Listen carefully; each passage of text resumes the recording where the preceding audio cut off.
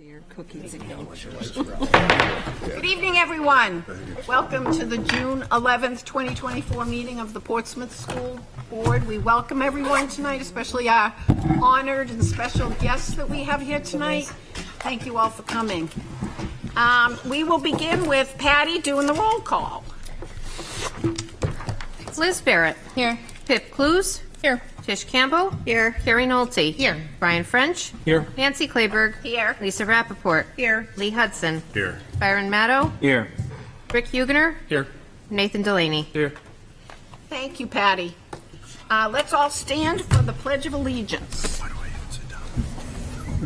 I pledge allegiance to the flag of the United States of America and to the republic for which it stands, one nation, under God, indivisible, with liberty and justice for all. Thank you, everyone. Announcements and recognitions. Do we have any announcements? Zach, do you want to start? Yeah, I'll be really quick. Two teams to recognize. Girls and boys lacrosse both had state championship wins. It also was great because I got to break my streak. I was 0 for 3 on going to state championship games. Every time I went, we'd lose. So this is boys lacrosse on Saturday. It was my first opportunity to be present and break the McLaughlin curse. But boys won, and so two good wins. And then I just wanted to also just thank all the staff that were involved in helping out around high school graduation. There's a lot of work that goes into all the award ceremonies, and then leading up to graduation, and staff put students in a position to succeed and shine, and we had a bunch of students who did, and it was great. And we so for folks who haven't in the community haven't had a chance to see graduation, I encourage you to go to our Facebook page or the website to take a look at the YouTube recording of graduation. Amazing speeches from students, an amazing song that was done as part of that. It was just a really good night for Portsmouth and for the school district as a whole. And thank you to the students and staff who were involved and the parents who supported everybody throughout. Thank you, Zach. I know many of us were there, and it was a special celebration for our school, for Portsmouth High School. Does anyone else have an announcement? Tish. So I volunteered for the last event for the graduation celebration on Saturday morning, the boat trip. The seniors got on, all full of energy, all very excited. By the time we docked, I would say half of them were lying on the floor of the boat, sleeping. But they were all psyched, happy, and they seemed really pleased with the evening and the events of the graduation celebration as well. Thank you for doing that, Tish. Yeah, it was my pleasure. That was good of you. Anyone else? I have an announcement. When I spoke before the City Council, and thank you, Tish and Byron, for also going to the City Council to promote our budget. I talked about, and I'm so proud of this, I wanted to let the City Council and the City of Portsmouth know how wonderful our schools are. So I went on this, Google, I just Googled best high schools in New Hampshire, best middle schools, best elementary schools in New Hampshire. So Portsmouth High School rated number 15 out of 93 high schools in the state, according to U.S. News and World Report. In another survey site called Niche, I never heard of that one before, Portsmouth High School is the 5th best high school in the state out of 96 high schools. New Franklin is the 2nd best elementary school in the state of New Hampshire, according to U.S. News and World Report, and it's among 439 elementary schools. New Franklin was number 2, so that's awesome. Little Harbor was number 11. And remember, both Dogdero and New Franklin were awarded the Blue Ribbon Award for the best elementary schools in the country. And then Portsmouth Middle School was number 13 in the state, according to U.S. News and World Report. So I was really excited when I got those statistics, so I thought I would share them with all of you. We have a wonderful school district, and hopefully we can all keep it that good and even do a little better, I suppose. But anyway, that was something I was very proud of And just to announce, we got our budget, not our 6.5% that we had hoped for. What was it, 4.59 or something? Okay, so we do have a good school budget, and we thank our city council for supporting us. Okay, anyone else? If not, we'll move on to the consent agenda. Let's try to put those two together, the May 28th, 2024 non-public meeting and the minutes from the May 28th, 2024 regular meeting. Do we have a motion to accept? So moved. Second? Second. Thank you, Tish and Brian. Okay, are there any adjustments to the minutes? Yes. Yes, Pip. Pip is our expert. Okay, on the non-public minutes, I noticed that there were 2 people absent, and in the vote to go back to the public session, their votes were recorded as noes instead of nothing. So those should be changed to no mark at all instead of a no vote. So so it does say underneath, it still marks me as a no because I'm not there, but then it says Liz Barrett arrived at 6:25 underneath. On the non-public? Yeah. So then obviously then I'd vote. So I guess I guess if I have to, So yours needs to be changed to a yes, correct? yeah, that would make sense. Okay, Nathan, did you get that? Yes. Thank you. Thank you. Okay, and I did see a change on the May 28th minutes where we decided that 3 of us would get together to talk about the letter, the statement we were going to make to the press, and we forgot to put Tish's name in there. It was myself, Brian Mado, Kerry Nolte, and it should be and Tish Campbell will work on a statement. Do you see where that is, Nathan? It's on page 3. Okay. Okay, I have a few other notes Oh, on, yes, those, go on those ahead. minutes. Let's see. Under new business, Recording in progress. Sorry. let's see. So it was noted that both Carrie and I said we were not in favor of speaking or of writing a statement, sharing a statement with the public. But I wanted it to be noted that we both changed our opinions on that by the end of that conversation and were in support. I believe, Carrie, you can correct me if I'm wrong, but I think I remember we both said that we were in favor of it at the end. So I'd like the minutes to reflect that. And then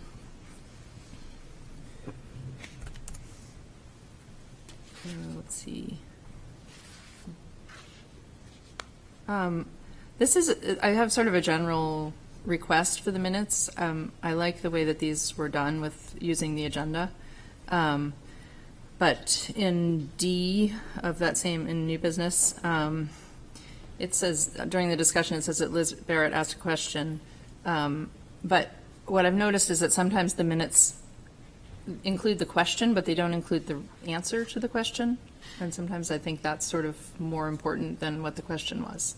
So I'm wondering if in the future we can try to include whatever the response was to the question, even if it's just a very simple statement. And then, let's see, sorry, there's quite a few here. Under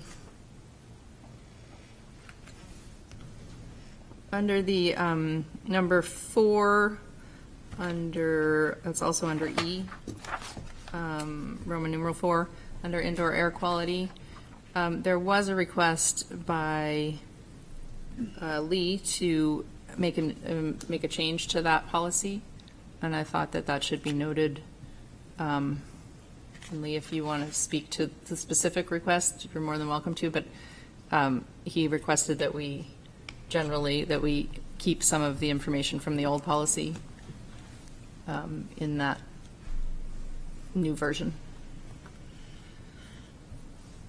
And then finally, the use, number 7, Roman numeral 7, the use of Portsmouth school facilities.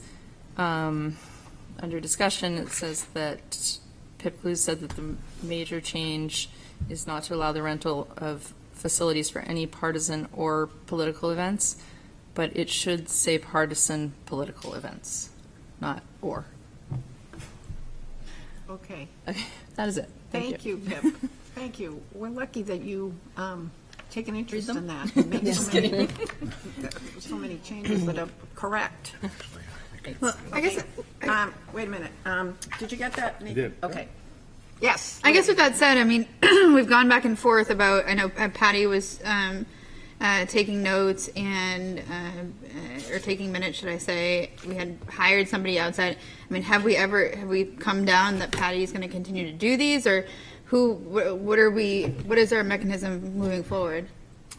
So it would continue to be the person we're contracting with the occasional Paulette assist if that person's out for some reason. Okay, so the contract person did these? This particular set, I'm not. It does say submitted by Nicole Welch. Oh, okay. They did it. Nicole Welch. There you go. Nicole Welch. Oh, thank you. Okay, thank you. Can we vote on that with those changes? All those in favor? Aye. Any opposed?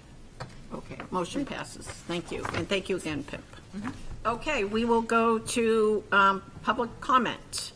Do we have anyone out in the audience that would like to speak? Do we have anyone on Zoom that would like to speak? Nobody with their hand raised. No. Okay, we will close the public comment session and move on to presentations. Patty, we'll have you talk about the recognition of school department retirees. So it's a happy and sad moment for all of us here in Portsmouth and for our friends in the audience. We are pleased today to recognize and honor the contributions of our 2024 retirees. Through countless hours of teaching, mentoring, and nurturing young minds, they have sculpted futures and ignited passions. Their tireless commitment to excellence has not only shaped the academic landscape, but has left an indelible mark on the hearts and minds of generations.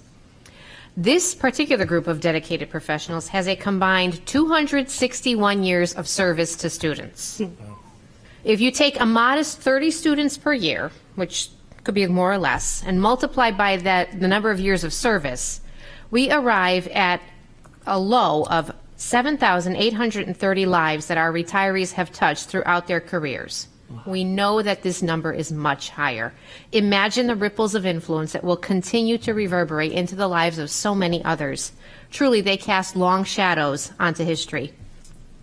As they step into this new chapter of their lives, let us reflect on their legacy. To our dear retirees, you are not only cherished members of the Portsmouth School Department, but beacons of inspiration, and your influence will resonate long after your departure. Thank you for your service, your wisdom, and your enduring commitment to the betterment of our community. At this time, please join me in recognizing them with a small token of appreciation. Steve Cirillo, our Performing Arts Coordinator, please step forward.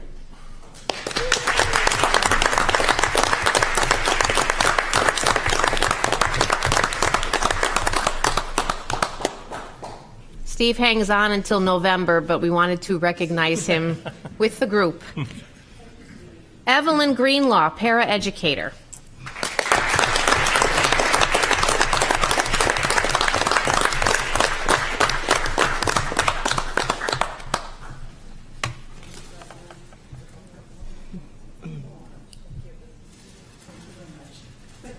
Ralph Langer, custodian.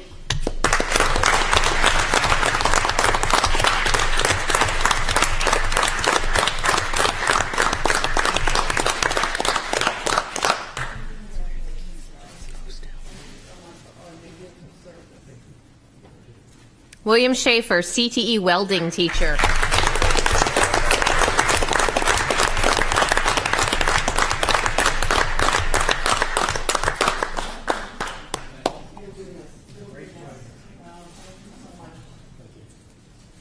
James Sparrow, school psychologist.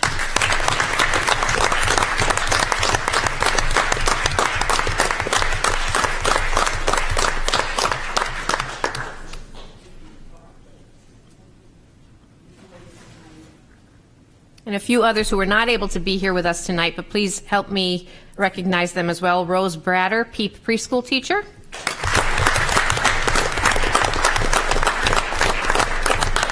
Patricia Cabrera, paraeducator.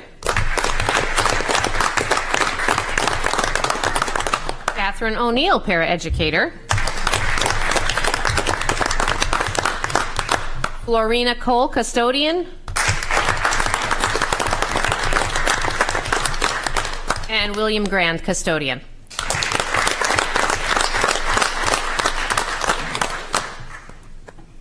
Thank you. Thank you, Patty. And thank you all so Thanks, very everyone. much, for all of your wonderful years of service to our school district, and best wishes in retirement. Have fun. Have a blast. Have a blast. Have a Yeah, blast. yeah. Run for school board. Okay, next we have the presentation for the strategic plan. So we're going to call on Leah and Zach, and we'll talk about our And- strategic. And associates. Oh, and associates, okay. This is from the Bryan Group, from the talk to us from the School Board Association. I have a bunch of vote on the strategic plan, and that's what she idea. After this presentation. You're going to need to suspend that. Do you want to do that?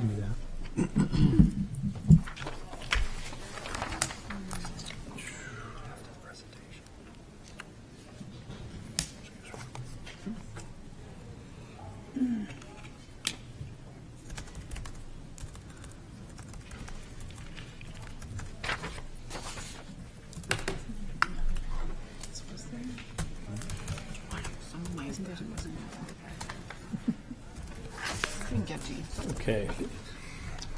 So you'll have several different folks tonight who are going to talk you through hopefully the conclusion of what's been about a 2-year odyssey of us creating a new strategic plan for the school district. I think you'll remember when you were going through your hiring process that involved me, one of the key things that you were talking about as a group, those of you who are still part of it, of the board, was the desire to have a strategic plan, a strategic vision for where the district was going to go over the next period of time.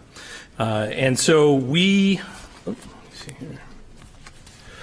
So here's the timeline of the work that we've done since we partnered with Great Schools Partnership out of Portland. And you've all come to know Leah as part of kind of our district team over the last 18 months. But before Leah and Great Schools Partnership were part of the equation, I just want to remind people that we went through a decent amount of work as a board to think about what did we broadly want in a strategic plan, and trying to find a partner that was going to work. So we initially came together, and we did one of the first meetings we did was in September of 22. We brought in a variety of different folks who were vendors who worked with school districts around constructing strategic plans, and we had them come in and give you examples of, here are some examples of some work that we've done with folks. Here are some of the different ways that you could think about what you might want in a final product.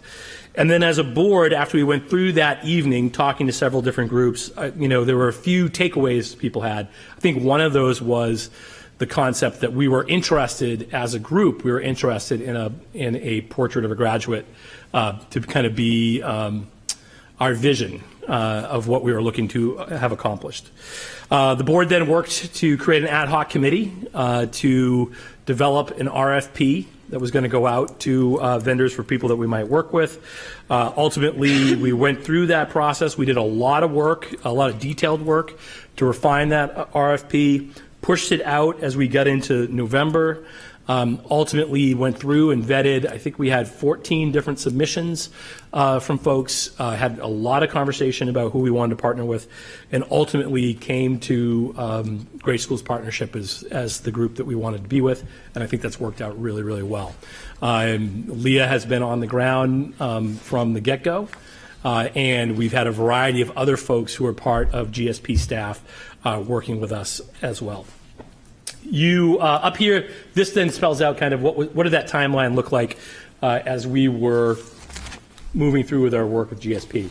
So initially we started to, in February, in March of 23, we started to identify the stakeholders that we wanted to have involved in doing our initial kind of foundation work, thinking about who was going to develop some of the surveys, think about the questions that we needed to have answers to, and we did some organizing with an initial group of stakeholders. As we moved into 23, April and June of 23, that's when we started doing all the survey work, initial survey work we did of the community, staff, and students. And then that rolled into focus groups. And I think we've talked a whole bunch about kind of the focus group work we did. Some of it was at the high school, some of it was in other sites around the community as we were trying to build that initial Portrait of a Graduate. And I think the questions that we were asking folks in the community were, what do you think we're doing well right now? What would you like us to be doing more of? And we started to use that information in order to build our Portrait of a Graduate. Eventually, the board approved that Portrait of a Graduate, and then we rolled into our strategic planning process and started to work on that as we were in the fall and moving into over the course of this year. Again, lots of back and forth with the community, lots of opportunity for the community to weigh in on drafts, to come in and pick apart different versions when we were at different stages. And now we're at the point where we're back to you, having what we hope is more or less a final draft for your consideration this evening, and hopefully be in a position to get approval for that to move ahead. Once we finished up the POG process, the Portrait of a Graduate process, we started to, I think we have all this stuff. Again, here's that Portrait of a Graduate, focus groups, community forums, a lot of theming work with all the data that we were receiving. And then ultimately, the board approved this Portrait of a Graduate, this kind of metaphor of what do we want a student who leaves our system as they walk across the stage, like they did the other night, what are the characteristics that we want to work towards those students having as they exit us? And we ultimately landed on passion for knowledge, empathy and kindness, collaboration and communication, transferable skills, personal well-being, and then global awareness and community contribution. And I think we've talked about that one, that idea of being globally aware, but then being a local contributor. And then we've moved into the strategic plan, and I'll have captains. Now, you had 3 different captains who looked at the focus areas that we ultimately determined, based on some of our questions, that folks were interested in. Those focus areas ultimately were personalized learning, safe learning environment, and rigorous and aligned curriculum across our system. So I'll have each of those folks in a minute come up and speak to what the final kind of product looks like coming out of each of their teams, and to talk a little bit about the folks who were part of each of their focus group teams. And I'll start with Phil Davis. Captain Phil Davis.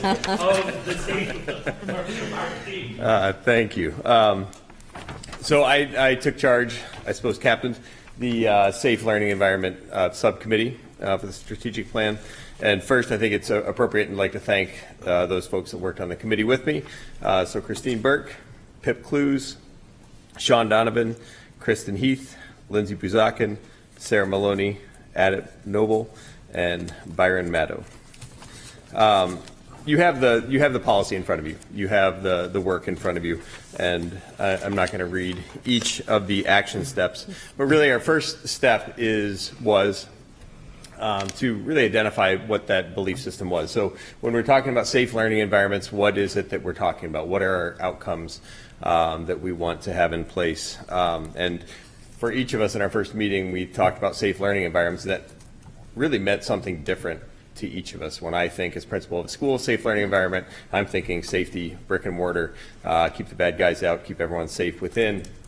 But there's so much more to it. It's a much deeper idea than just physical safety of a building, and really think about the work that I do and that everybody does in the school system. It's about, these guiding beliefs. So we believe in creating an environment where students and faculty feel physically and psychologically safe through fostering and support of a connected and inclusive community. So with that guiding belief, we then identified measurable indicators of success. So how will we know if we've improved in that idea? And so we're looking at, someone that is feeling safe is going to attend school well and regularly. Looking at student discipline, we should see a decrease in that measurable target. Increased participation by families who've historically not participated or historically been marginalized. And there's always been work to be done in that area in Portsmouth. Increase the sense of belonging and voice for students, staff, and families on climate surveys. So a lot of our work is going to be looking at gathering data from community and from students and from staff to ensure that we have a safe and welcoming learning environment. And then increases sense of physical and emotional safety as reported on climate surveys. So again, I'm not going to go through all the action steps here, but I will read the strategies. So one of our strategies would be to gather data on students, where they are around social and emotional health and well-being. And I should say we were careful, and I think each of the subgroups were careful not to name specific vendors, strategies, and or positions when we went through this work, understanding that if you get too fine-tuned and the grain size becomes too small, then we're looking at things that may not be transferable across all buildings.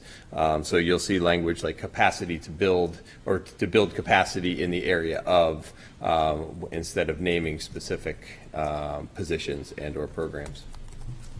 So to improve access to services inside and outside of the school community, needed to create a safer school environment.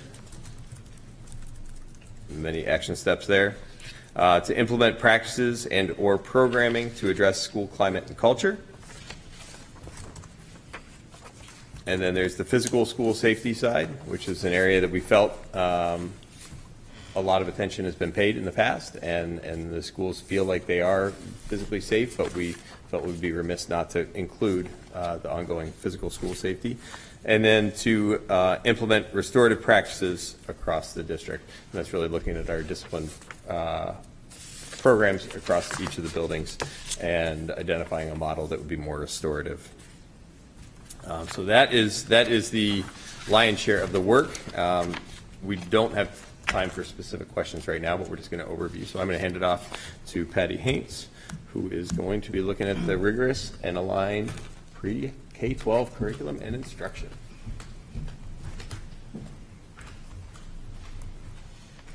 Captain Hames.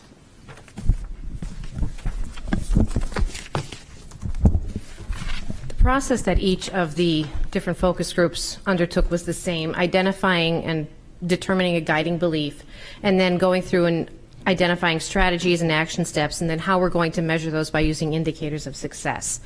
And one of the things that our group looked at was all of curriculum instruction pre-K through 12. Huge, huge task.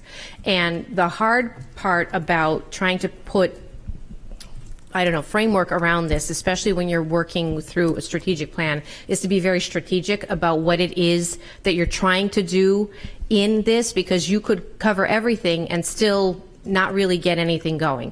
So we were very careful about what we identified when we put together our strategies and our action steps. And we had a fantastic group of people working on this together across the meetings that we had had. We had Nancy Clayberg and Lisa Rappaport from the board join us.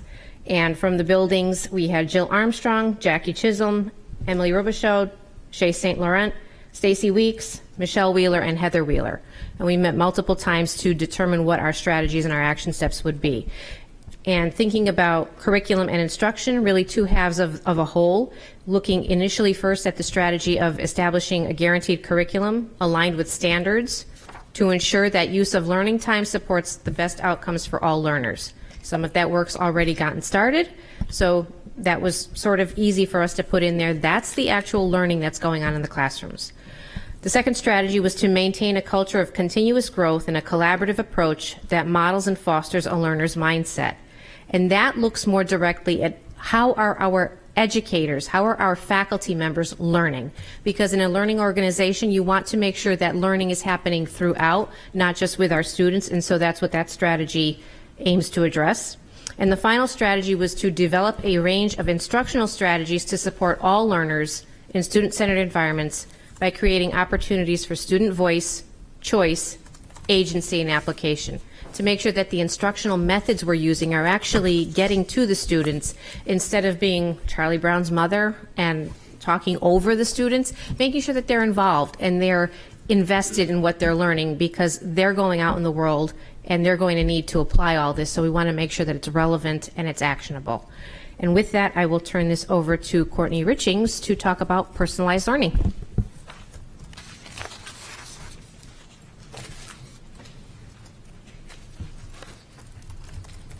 Good evening, everyone. So I had the pleasure of working with Leah at GSP, and I do want to say it was such a pleasure to work with her to organize our work towards strategic planning. The personalized learning team consists of 2 of our students. Nate Delaney is one of them. Carter Hancock is another. 2 board members. Carrie and Tish were the board members on our committee. And then we had membership from throughout the building. So we had Kathleen Curtin from the middle school, Erin Lawson from the elementary, and Nicole Bellabona from the high school while we put this work together.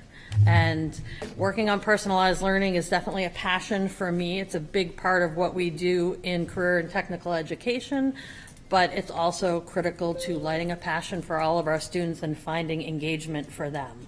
So the group worked really diligently and came up with a guiding belief that states, we believe in creating an environment that fosters a love of learning through hands-on, real-world, experiential, project-based, and community-connected learning. And the way that we intend to measure that is through our indicators of success, looking at increases in the number of students that report a sense of control and ownership of their learning. We'll do that through student surveys. An increase in the amount of students that are actively participating in clubs, organizations, community service, and world travel programs. And an increase in student participation in work-based learning and off-site project-based learning opportunities, like our extended learning opportunities. Similar to the other pillars, we have strategies through which we will work to achieve that, and then action steps to move forward. So we'll start out by doing some research, collecting comprehensive learner data, and informing our decision-making process so that we can best support all of our learners in meeting their individual academic, career, and life success. So we're going to start off with basically research and data analysis. Our next strategy is to uncover and unleash learner strengths, curiosity, and passion through grade level appropriate activities, getting to know the students, getting to light that spark, and figuring out how to make them successful in the future. Our next strategy is to collaborate with learners in the greater community. We have so many folks who are so willing to jump in and partner with our schools and do great things for the Portsmouth community. So our plan is to expand what we do there and provide equitable and accessible community-connected learning opportunities for all of our learners. Elevating student choice and voice is very important. So here we have voice, including learners on our committees as we can. And then collecting input through survey processes so that students have a real voice in growing and improving our programs consistently. And then increasing opportunities for student choice. Again, we're all here because we're passionate about education. We love our students, and at the end of the day, we want to see them be happy and successful contributing members of society. I will turn it back over to Pat. So, just so you know, in terms of next steps where we're going, some of these are already in progress. We are starting the work for us with the hope this will be approved, that we've already begun, is to start to sequence each of these strategies. So the work that we're starting to do as an administrative team, start to look at which of these things are short-term, medium-term, and long-term. Our goal is to finish kind of that, zeroing in on that prior to us going on our July retreat. We have a 3-day retreat in July, and the primary product coming out of that July retreat will be the first of annual, we call them improvement plans, implementation plans, where we get into a much smaller grain size. So you see a couple of these strategies, and they will be built out for the upcoming year with specific target dates, specific tasks assigned to specific people who are accountable. All those would come to the board at the beginning of the year, each year, for conversation, discussion. It puts you in a position to have a clear path of accountability and also see a much smaller grain size than what is here at the moment. And then part of that conversation will also be about, coming back on a biannual basis to have a conversation about where are we in terms of progress, both in terms of process, but also in terms of outcomes. These measures, to what extent are any of these measures moving, and to what extent do we believe that that's connected to the plan? So we're happy to take any questions that people might have. Yeah, Tish. So first of all, I want to thank everyone for your hard work.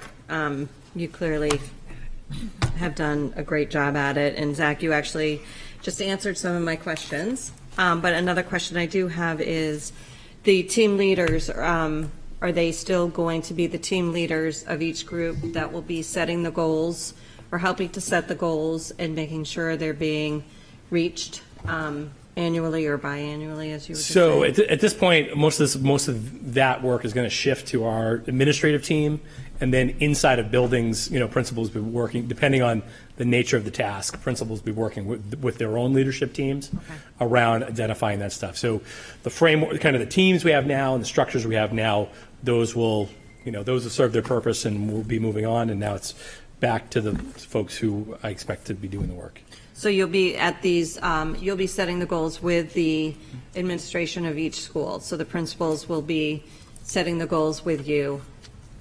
Correct. And then, and so, setting that and timeline. that becomes then each summer, that's our thing. We sit down, we're spending a couple of days, making sure we can map out and agree on, okay, what does this look like? And again, then it's back to you to have a conversation and say, this is the plan for the upcoming year.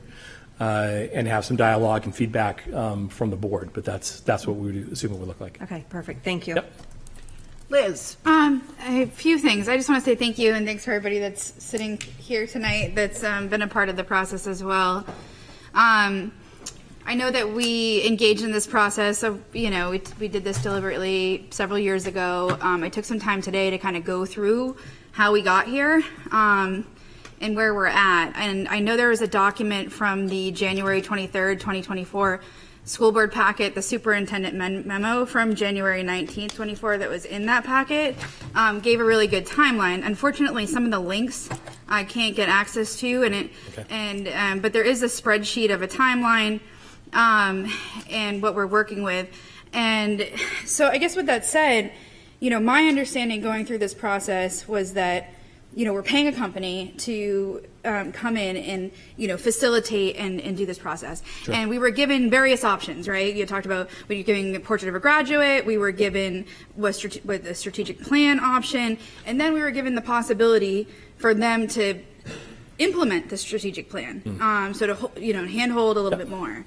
And so I'm just a little bit concerned because I think this all sounds great in theory, right? But when you get into some of these action steps, there's a lot of words there. And there's a lot, like, for example, research, develop, and implement a systematic plan for engaging all learners in a reflective process to set goals tied to exploration of self, developing transferable skills, and exploring pathway opportunities for life and career success. I mean, that sounds like a year-long, plan. You know what I'm saying? So yeah. I guess my concern is that there's these kind of lofty goals and it sounds good in theory, but how do we actually go about implementing this? And you had mentioned this 3-day retreat, but I don't see how you can do this on your own, or even with some of the administration to actually really implement this to its entirety and then engage the community to continue on. It just seems like a really lofty task. And so I guess I'm wondering, what is the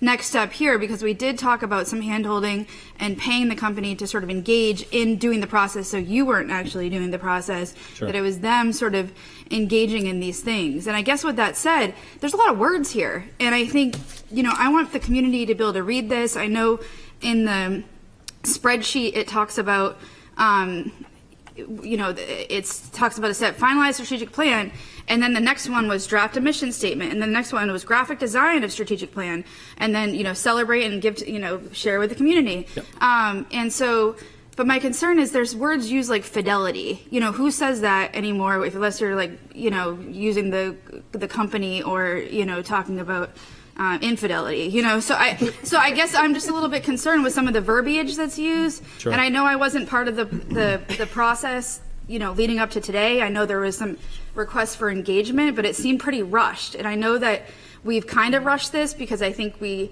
all wanted this timeline. I think, you know, I was looking at the timeline today and it looks like, you know, this was supposed to be to us by April 22nd or April 22nd. And so I worry though that maybe we lost some of the you know, what great schools could give us in trying to rush this process, or we maybe lost some of the things in this process. And so, you know, I think I'm worried about that sort of fine print, like what's the action steps underneath these things. And I guess lastly, you know, to compound to that question. Let's move on. You've asked your No, question. I understand. Let the superintendent answer the But question. like, the last piece of this is when they were doing the groups and the committee work, were there these like extra little action steps that could flow underneath some of these things that you guys could use in the furthering of the process? Like, so, I mean, that's my 2 cents there, and I Sure. guess I'm wondering, you know, where do we go from here?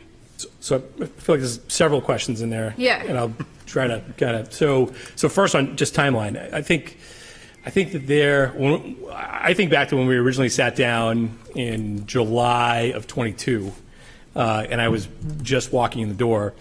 That conversation at that point was actually, we were talking about fall of 23. We were going to be off and running. Like that was our original kind of conversation, was faster than where we are at right now. I think it's fair to say that the depth of, the longer you go, the deeper you can have some of your work can be. But I think there's a trade-off. I mean, you can, at some point, you got to get out of the planning stage and you got to get into the doing stage. And so I appreciate what you're saying. And I think this is along the way. I think we had a lot of kind of tug of war in terms of trying to balance. Look, we don't want this to run another 6 months. We don't. We really wanted this. Like I said, originally it was the fall of this year, implemented and running. So I think there's been, the board's been understanding of giving us more time where we needed more time. We always could use more. Most of the people, everybody who's involved in all of these different tiers of work are also doing full-time jobs at the same time. And so I think that's always a challenge. In terms of GSP, we have the ability to continue. We've had some conversations with GSP about continuing, and they've done this work sometimes, where they continue on with the district to help do some facilitation work. We haven't come to any final conclusions on whether or not we'd like to do that, but that's a possibility. Ultimately, though, in terms of the choices, GSP is a facilitator in terms of this work, but the choices are really about getting information from the community and then having a lot of the people on this board and the people who work for you in the schools make the best professional choices they can based on their experience and expertise. And so that's what you have. That's what you have in front of you. So I got 3 questions. Yeah, so I mean, that's the strategic plan. My concern is, I think, I went back through all of your past memos and today, and there was an outline when you had a conversation with Great Schools Partnership when we hired them. There's this extra piece of essentially implementation and going through those extra steps. That. He already addressed that. Let's move on. We have some other board members that would like to speak. Lee? Yeah, so Brian? Sorry, say again? Lee? Oh, okay. Yeah, sorry. So I've just got, I guess, a couple of questions. One, I see a lot of, hey, we need to analyze data, we need to gather it, we need to actually, go ahead and in some cases either assess whether we need a tool or develop a tool. But do we already know, for example, what data we need to capture, why we're going to capture it, who's going to capture it, what's the cadence of that? And more importantly, have we involved the stakeholders? And I know we have sort of with the city council because they hold the purse strings. This isn't going to be free, right? So we need to be able to make sure that this isn't going to fall flat because we haven't properly funded it. And so those are my 2 main questions. So I think, and Phil spoke to this a little bit about how we were careful. We had a draft of this that included very specific budgetary requests. So in some cases, we had a draft where, when it came to some of the data stuff, for example, we listed specific vendors as part of that. We had an idea that we thought, well, there were folks who had certain experience, certain knowledge of certain vendors who could help us in terms of certain data platforms that are survey-based or are ones that aggregate other data that we have and then commingle it in a way that allows us to look at stuff. We had versions of this that listed the addition of specific positions. And then ultimately what we decided was that some of that grain size was too small, and that what we wanted to do is, and I think Phil spoke to this, was instead of, at one point, for example, in safe learning environment, we had a strategy that was hire more social workers, right? Now, instead, how that's evolved is now it includes talking about a certain capacity we want to add to the organization, which may or may not come in the form of a social worker. And part of the conversation that we had was, it's not just a social worker, it's the right person. We'd have to get the right person. And if we can't get the right person in a particular type of job, we might be looking at other ways inside of the organization to hire people to provide that capacity, or to work with third parties outside of the district. So we didn't want to box ourselves in. Same thing, like going back to the data collection.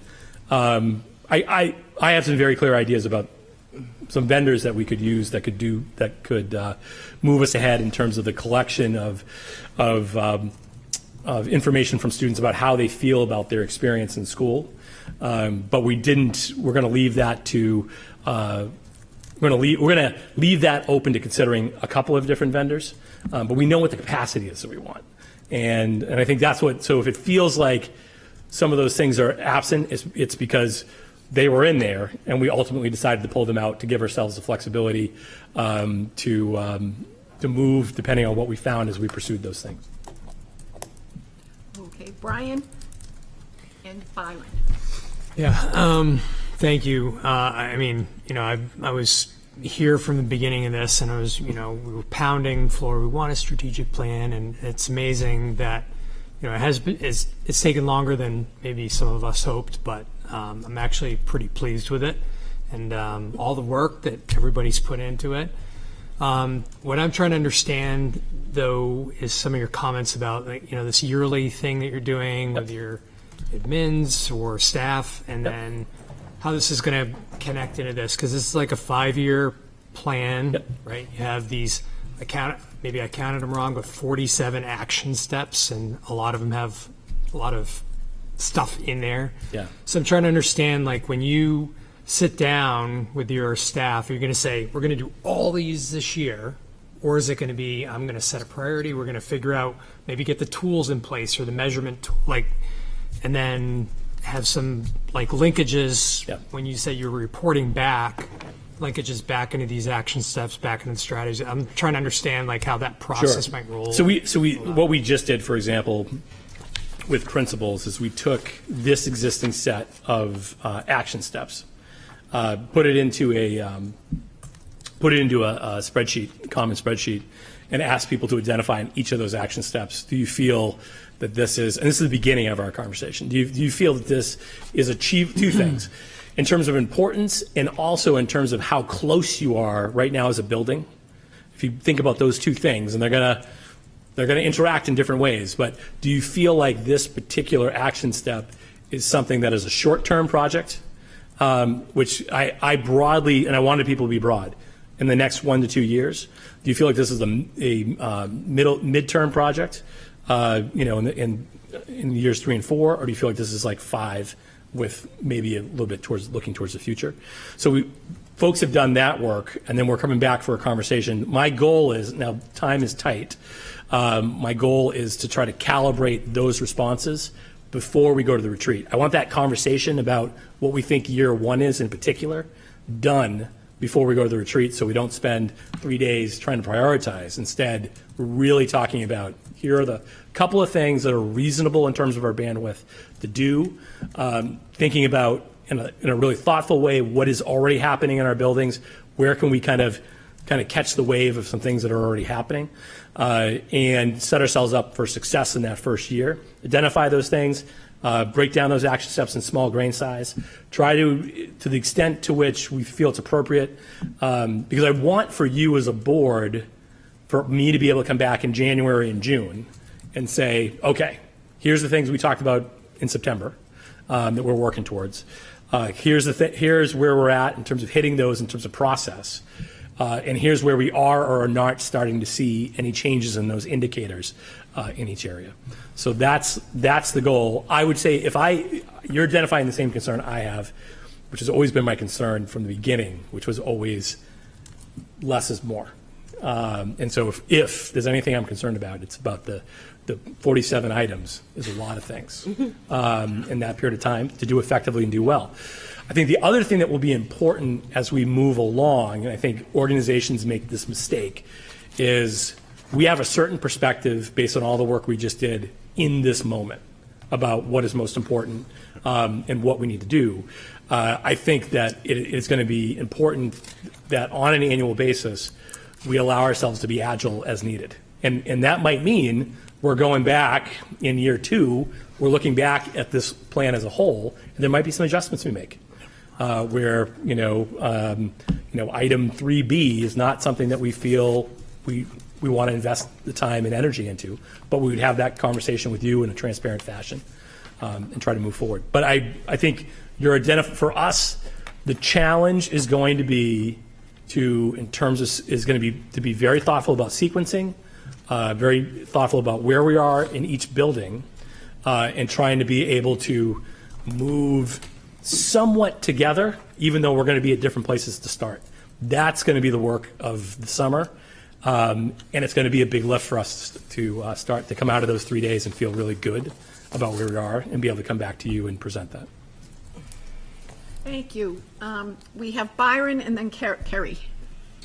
Yeah, I think on a similar thread, I think when I'm looking at sort of like this Fibonacci of complexity in terms of like the number of things that one would have to do in this rubric, I think from the seat on the board, what I'm focusing on is those indicators of success. And so you walked us through a couple of different cadences, one around coming back and around some discussions of the plan, and then one around reporting on the indicators. So I'd love to see that, what you just said in a more formal, maybe it's in here and I haven't seen it, but that would be really helpful. And then we have the indicators, I think, so focusing on those, I would like to actually use the word fidelity here. As much fidelity as we can on those indicators. I mean, within rigorous curriculum, we say indicate SAT scores. Like, that's a knowable, tractable, understandable indicator. I think some of these are a little bit more general, and I think they should be very specific. Because those are the things that we're going to be, I think, from my perspective, looking at in those reports coming back. Yep. And to your point about being agile and of some of these action steps, I get that. Again, they're already a little fuzzy. So, but I think back to the indicators, very hesitant to move those things once that fidelity is in place of what those indicators are going to be. And I think that will give certainly myself more confidence in what I'm understanding in subsequent reports. Sure. And I think that's important, because I think when you don't establish clear determinants of success or criteria, what does everybody do? Yeah. We all do it. We move the goalposts around. Yeah. Depending on what's going on right now, and we make an anecdotal judgment as to whether or not we're being successful, and then we move the posts depending on how we want that to land. So I think that's fair, and I think it's important as we come back again with that smaller grain size in the annual stuff, that's very clear, and that we're not messing around with those measures unless we're very transparent about why. Yeah. And you judge that to be appropriate, and not just us trying to pick the item that makes us feel better about what we're up to. Yeah. Thank you. Thank you, Byron. Kerry? Brian again. having been involved in this process, I just want to say it was great to work with everyone and get to know people across the school department. I think thinking back to all of the different stages and steps, one of the components I just wanted to ask about was the more visual representation of this, and if that's TBD or in process, because I recall one brainstorming session that happened around that. So we did some work, and then ultimately what my plan is to then push this out to some folks who can help us out with some of the prettification of things. But I wanted to make sure we were conceptually, we were okay with what is the substance of what the plan says. And then once that's the case, then part of this summer is then working with some folks to make sure we do some visuals that make it accessible to people, memorable to folks, that sort of thing. So it's kind of been in the works that once we get through this part, that's part of my efforts over the course of the summer. Okay. And it's not me doing it, it's farming it out to folks who can help. And then my other question was related to, I guess my general opinion about, without guidance of the board or charges from the board, like I think in general we're a group that wants to help. And so in that way, then we see an agenda and we're like picking apart whatever is given to us. And so just looking at that, and as you meet with your team, I would love to see charges come back to the board from that process. So for instance, the restorative approach, like all of our disciplinary policies need an overhaul if that's the way forward. And so I think that there's definitely things I see that need to be collaborative with the board, or things that the board can do lifts on. So I look forward to that as that. No, that's great. And I think, sometimes we don't think about that. And I appreciate you being like, well, the board's here to support us successfully doing these things. So I think, I think the two places that you've already picked up on, one is going to be policy shifts that are necessary in order to do some of these things. And the other is what Lee was talking about, which is making sure as we come back, part of me coming back with annual plans is also going to be identifying budgetary requests that are connected to some of these items. And some of those things will be where I'm asking for more stuff, and some of those will be where we're repurposing. We're asking to repurpose some of what we have to do other things. Thank you, Kerry. Pip. Oh, Thanks. I'm sorry. Brian was first, and then we'll go to ahead. Pip. You can go to Pip first. Okay. Pip, we'll go to you first. Okay. I also want to thank everyone for their hard work on this, because I know everyone was contributing their time voluntarily, and it was really great to have the input of so many people in the district. I share many of the concerns that have been raised tonight. Most specifically, I think, and you just spoke to sort of the generalizing, most specifically, I feel like this is a very visionary sort of document, and I like the ideas in it, but I found myself over and over saying, that sounds great, but how are we going to do that? And so to me, it feels sort of like very pie in the sky, but not an actionable plan whatsoever. So I'm comforted to hear that there's still more coming in terms of timeline and specificity of how we think we're going to achieve these things, but I don't know that I feel comfortable, given that we've already had challenges with sort of meeting deadlines and staying, getting things finished, and I've gotten the impression from you that you're already overworked, so you have so much on your plate. So it's hard for me to see from this document how we're going to make all of this happen in 5 years. So that's my general sentiment about the plan, but I do have some specific questions too. Okay. So I'm interested because I remember when we started meeting with the subcommittees that you said over and over that each committee or each bucket would have to whittle things down to like one or two major strategy. But here we have what to me was very much of like a brainstorming experience in the committee, and I thought that was great, but it doesn't feel like we've now refined that into priorities. It feels like we just put it all down there and now we're moving it all forward. And I don't think it's realistic that we can move it all forward. So I'm curious from you why that didn't happen, because I thought that was what was going to happen between the draft and this presentation. So, I think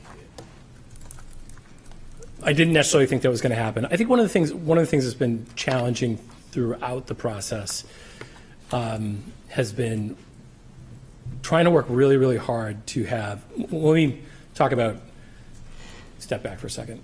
There are a lot of places that would have done this with less community involvement. It would have been a staff-driven process. And in a staff-driven process, my experience has been there's less advocacy and more, let's get down to what we can really what can we really accomplish. We repeatedly, I think, came back, and the board was really strong about wanting to make sure that there were voices in the community that were not being heard, and that we wanted to make sure that those voices were heard. I think we tried to, through the process, narrow this down as much as we could while still trying to respect core voices that were saying there are things that I really want. So if we were over-accommodating that process, I think that's a fair. Look, if you go back and you watch the tape on me talking about how we should approach this, it would be that you're looking at just a couple of things that you think are the highest leverage things that are going to advance the district. I think it is hard in a process that you're trying to authentically capture the thoughts of a whole community and then a whole staff to narrow it down much further than we did without having people walk away from that process feeling like they were not heard. And I think that's the challenge, and so if we erred in what we are putting forward to you, it's that we didn't leave more on the cutting room floor. That's what I think. But I think that the choice was to make sure those voices were heard, and then for us to go out and try to do our very best job to try to implement it the best we can. Okay. So. Thanks. I had hoped, as some of you know, I'd hoped we were going to have a board work session to be able to discuss this a little more deeply, and that was one of the things that I hoped we as a board, sort of creating the vision for the school department going forward, could do. And I still think that would be a valid activity or exercise to undertake, because and with the subcommittee members as well, because I do think it needs a little more refinement before we try to undertake everything. I have another question about the process, which is regarding the portrait of a graduate. My understanding in the proposal that we received was that the portrait of a graduate was going to inform the strategic plan and help us figure out how to achieve those that vision of the child that we wanted to graduate from our district. And in working in the subcommittee, we never visited the portrait of a graduate at all. It never was even spoken of. So I did not feel that piece happen, and I'm wondering, first of all, I don't recall that we actually approved it. I think we approved the buckets, but we never saw it again after that until tonight. So I'm curious how the portrait of a graduate plays in with the strategic plan and how we're supposed to use both of those going forward. Sure. I think you're going to find, one of the other things that we did in one of our last sessions was we actually identified language that crosswalked from the portrait to some of those action steps. So you'll find in action steps, I think there should be spots where you can see clearly, like this action step clearly back maps to the portrait of the graduate. It is not all of those are exactly in the wording where we're saying, where each one of these directly links back to a singular piece of the portrait. But I think you will. I mean, that was one of the.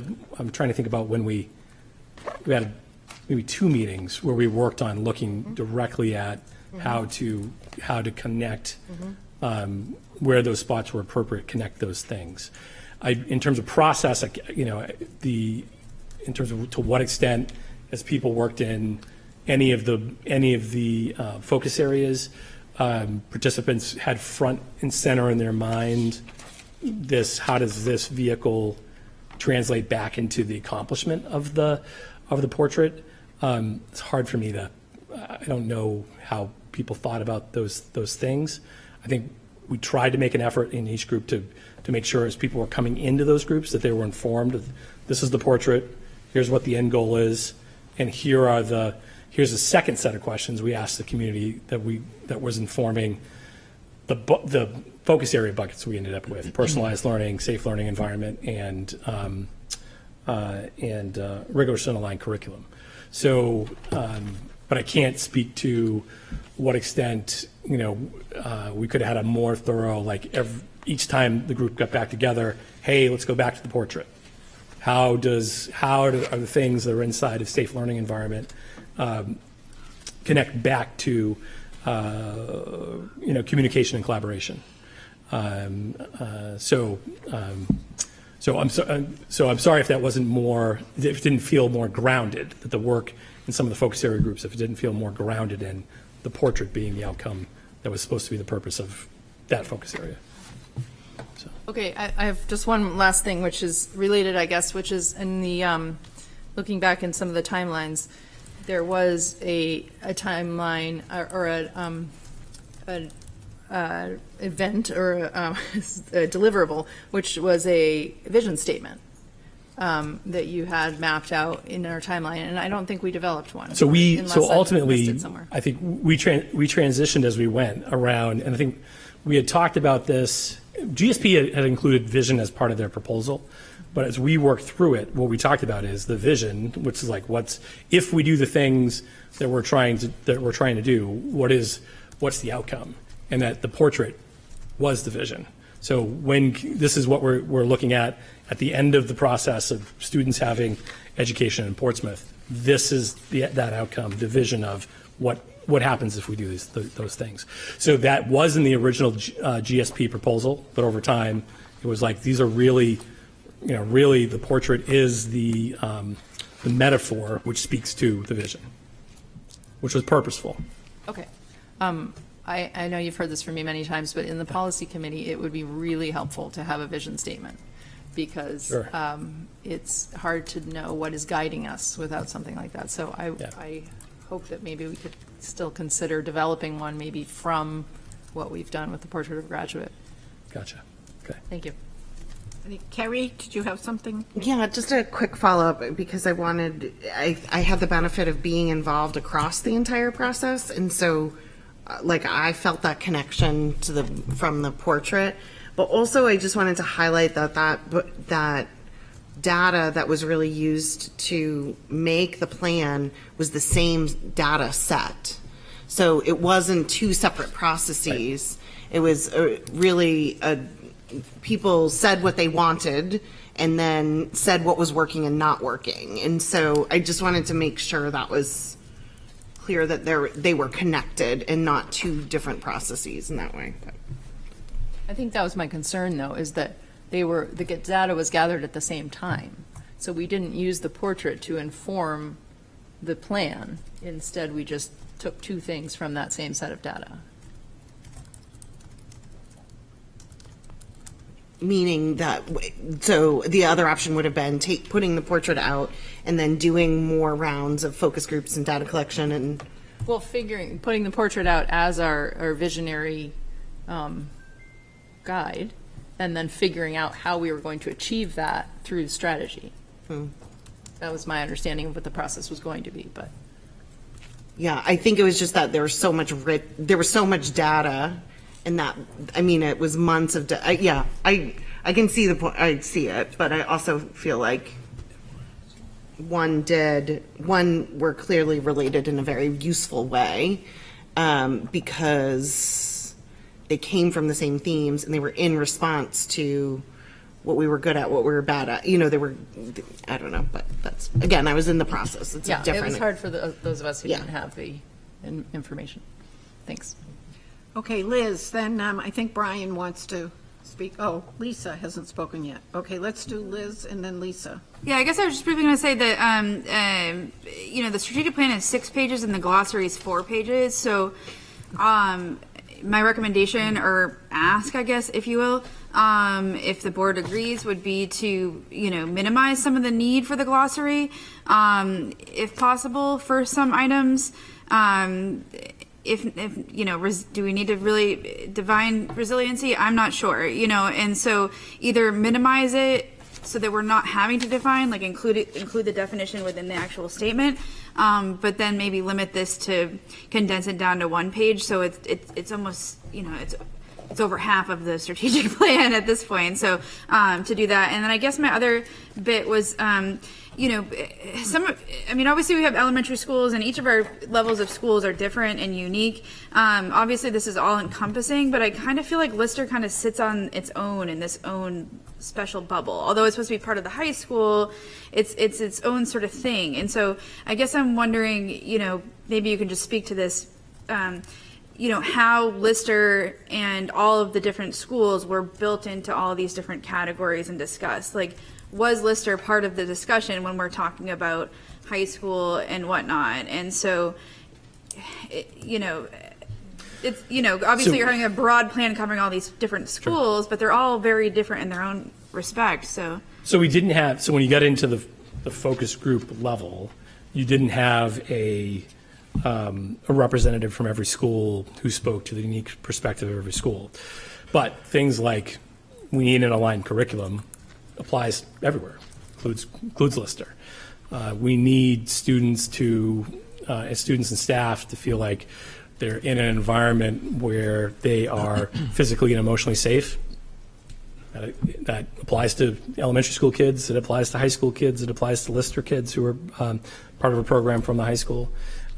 So I don't see Lister as any more different than the difference between Portsmouth High School and Little Harbor, for example. Right? I guess when you go forward in this process, do you envision, like, under that, for that example right Yep. there, would you envision your little subpoints and how you move forward? This is what we're going to do at Little Harbor. This is what we're going to do at Dondero. This is what we're going to do at Lister. I mean, obviously, I have concerns with the fact that we have a new building, new sort of setup there. I think we need our, over the summer, I'd assume a lot of your time is going to go into developing all the different systems and protocols and everything that has to go into, setting up a new building. Do you envision, though, in your little subpoints that you would identify needs at every single school? Like, I don't. What I envision is that the discussions that we'll have won't necessarily be. So let's say that we identify, it's 4 key strategies that we're going to be trying to implement over the course of the next year. Maybe last 3. I don't envision that when you get into those action steps, it's going to be here are the steps that are just happening at Dondero, just happening at New Franklin. A lot of those are going to be common across the district. So it's like we want to make sure that all teachers, let's say it's restorative practices for a second. We want to make sure that we have a core group of teachers at each building who receives training in restorative practices. So that won't be broken out New Franklin, Lister, whatever. We'll just mention that in all buildings we're looking for a core group of faculty who are going to build that capacity through training, for example. So it's going to depend. If there are places where there are very unique things that need to occur, our team will need to be able to develop, unique breakouts for those types of things. But some of it will not. Some of it will be common across buildings. Okay, thank you, Liz. One last question, Nancy. I mean, Pip all right, just make it quick, Liz. Well, I don't know why I'm the one that has to be quick, but everybody else All can right, ask questions. make it quick, please. Okay, Brief. when you envision implementing this, Do you envision going through every single one, 2A1, 2A2, 2A3? Or are you going to pick a handful and that's where you're going to focus on for your first retreat? And then going forward, how are you implementing these in the schools? Are you pulling in, is the principal in charge of having to figure it out? Yes, that question was already asked by Brian. Okay, please listen to the responses. I did, but That question it wasn't was very asked. clear to me Okay, as to wait, how this was going to well, go forward. I'm sorry it wasn't clear to you. Let's move on. Brian? Well, Zach's answering my question. Yeah, I'd like to move on. Brian? Well, I just don't understand, Nancy, why everybody else can ask questions I and know, multiple Liz, but questions. your question but was it's already only me that answered. gets cut off, Your Nancy. question was I don't already appreciate answered. it. Brian, you have the floor. Considering that we're already kind of debating this almost as an approval, I would like to make a motion to suspend the rules to move agenda item consideration and approval of strategic plan up. Second. And then actually discuss it and work from there. Do we have a second? Okay, all those in favor of moving up the agenda item? Everyone? Okay. No? Anyone vote no? Okay. All right, so we'll move it up for discussion and approval. Lisa, you have the floor. Okay. Thank you, well, Brian. I'm trying to not repeat questions that others have already asked. I would say that overall, the best part of this process for me was being able to see exactly how smart and engaged and thoughtful so many people were in really trying to do that work. So I definitely want to just acknowledge that and appreciate that. It's pretty amazing to see just how many ideas that people are bringing to the table in all of these meetings, and that's been great to have the opportunity to see in action. I think, like a lot of others have voiced in different ways, where I'm having a little bit of difficulty wrapping my head around it at this stage is not being able to see what are we doing year one, what are we doing year two, and that kind of thing. I love the idea of being able to know in advance what are the annual goals that we're setting, what are the benchmarks, and how are we predetermining what success would look like. Because the best way to get there is to decide before you start, where do you want to get, because that can really drive a lot of the work. And it may be that you are already doing that behind the scenes, but it makes me a little unsure as a board member about approving a plan that doesn't have that articulated, because I worry that we'll then get down the road and we won't be in the best position to support you in terms of getting the budgetary items we need, in terms of really backing it up, because we don't know in the beginning with a great deal of clarity what were the objectives and how we're going to measure success. Like, I'd much rather be able to walk into the city council and say, nope, we started this, it was written right here. And maybe it's not going to be a specific staff person laid out, but I guess I'm wondering what your thoughts are around that. Like, if your retreat's in July, that sounds like you're doing a lot of that work, but I wish that was in what we're voting to approve, I guess is my question. Yeah, I think that's when that, and again, even the retreat in July, we're talking about a year worth of the grain size you're talking about, not year 3, not year 4. We're talking about a year of that level of grain size. So the retreat will solve some of what you're asking for, but not all. So is your intention then to bring it back to the board every year once you flesh it out for some discussion and approval of the plan for the next year? I'm just trying to understand sort of how it would annually unfold. we'd come back to you with, two things.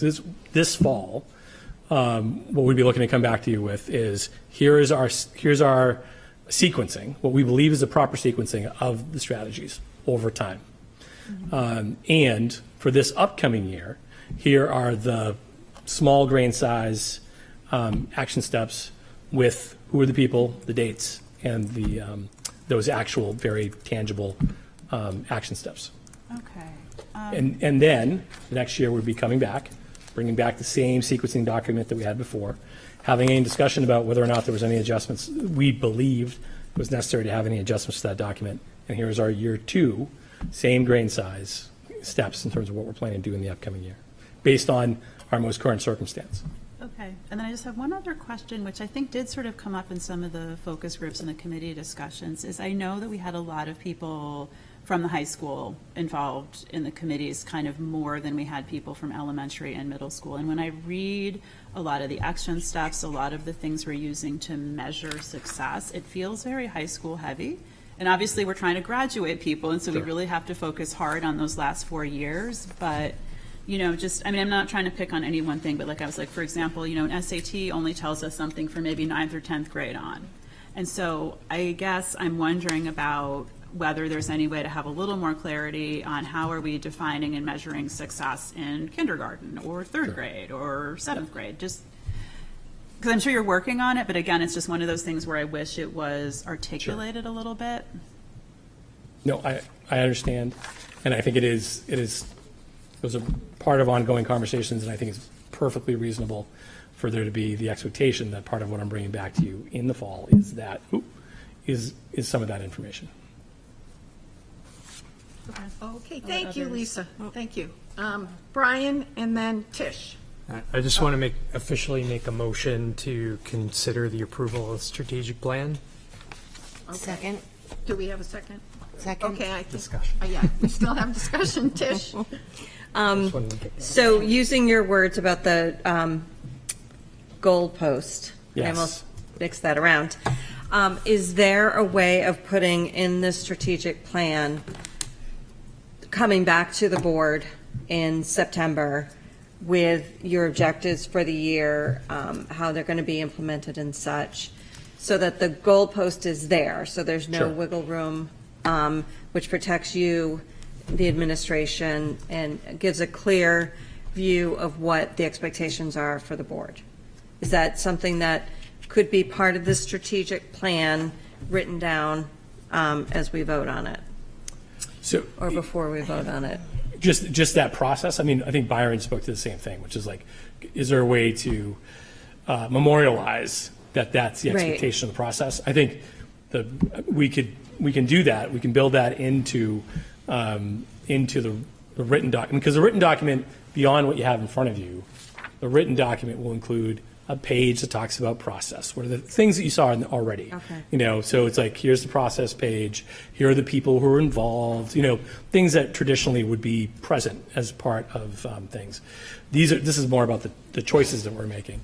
But ultimately, I think it's fair to be able to say, we're going to see, instead of just saying there's a decrease in disciplinary incidents, it's here's the number of disciplinary incidents we have over the course of the last year, and we would hope that what we're looking for is X amount of reduction. So putting the actual in data those, on there and not just put that giving- data put the meat on the bone.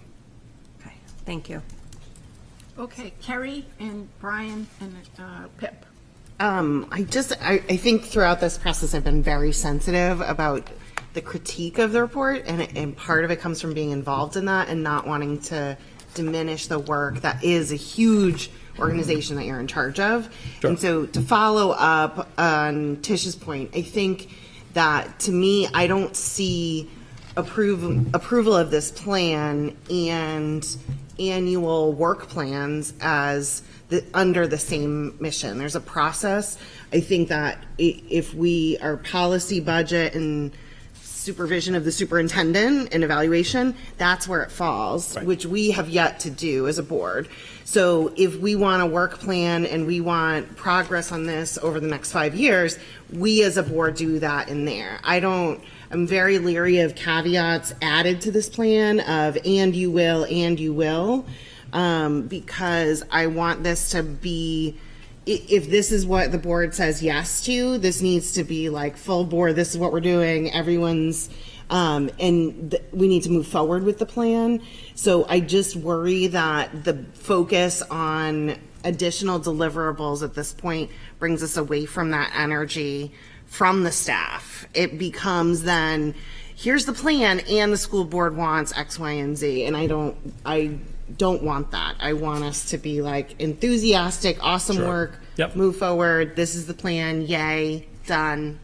And then we'll supervise you and put some goals in your thing, like on a later date. Well, and ultimately, I think that's where your power is, right? Your power lies in you have a singular employee who you oversee, And if the plan's not coming through the way you want it to come through, you have the ability to supervise and evaluate and make decisions about your individual employee. That's where your power lies. Pip, did you have something? And then Brian. I did, yeah.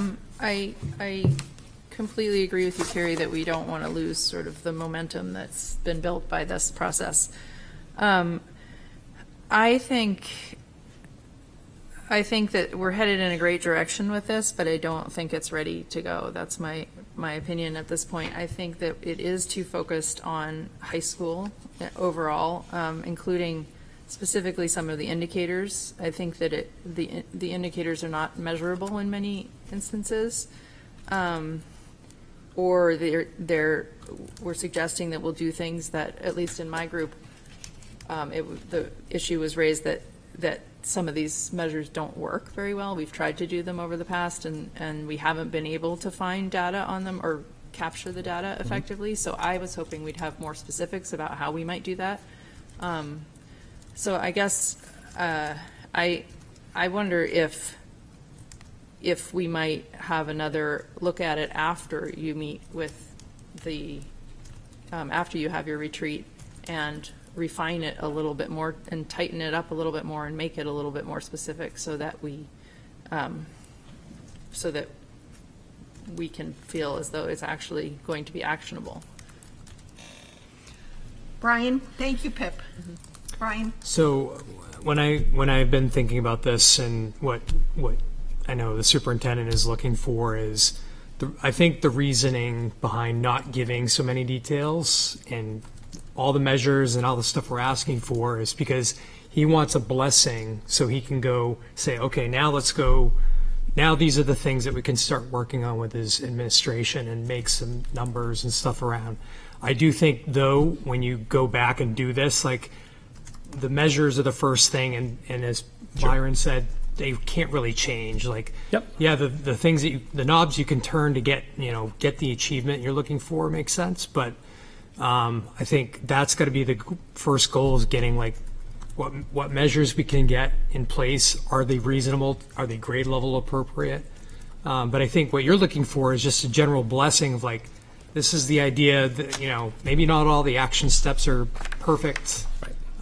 And you had talked about agile, and I'm hoping that you'll keep, I know Byron likes that word too. So, keep that in the loop about, making adjustments. But overall, I think what we're trying to bless tonight is so he can move forward.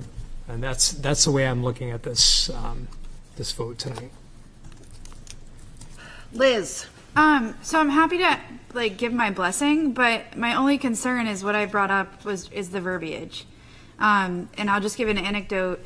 In law school, they taught us in legal writing, and that's how they're teaching attorneys nowadays, is to get rid of the legalese.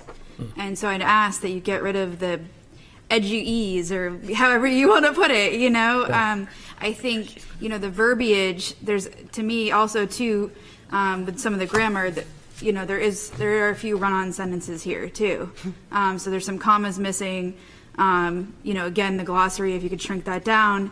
But I think that we need to make this to an audience that can fully understand what, the words here. I think we need to get rid of some of the verbiosity. So I'm happy to bless it moving forward, but I would ask that maybe some tweaks are made to the language and how it's illustrated. And I know we have a meeting, our next meeting is July 9th. So if you want to move forward, and I'm not sure when your retreat is scheduled, but you want to move forward and start working on this, great. But if you could come back and ask, maybe to amend the motion, so that you come back July 9th with maybe some tweaks in the, the grammar, verbiage, and how this looks overall, if this is what we're presenting to the public.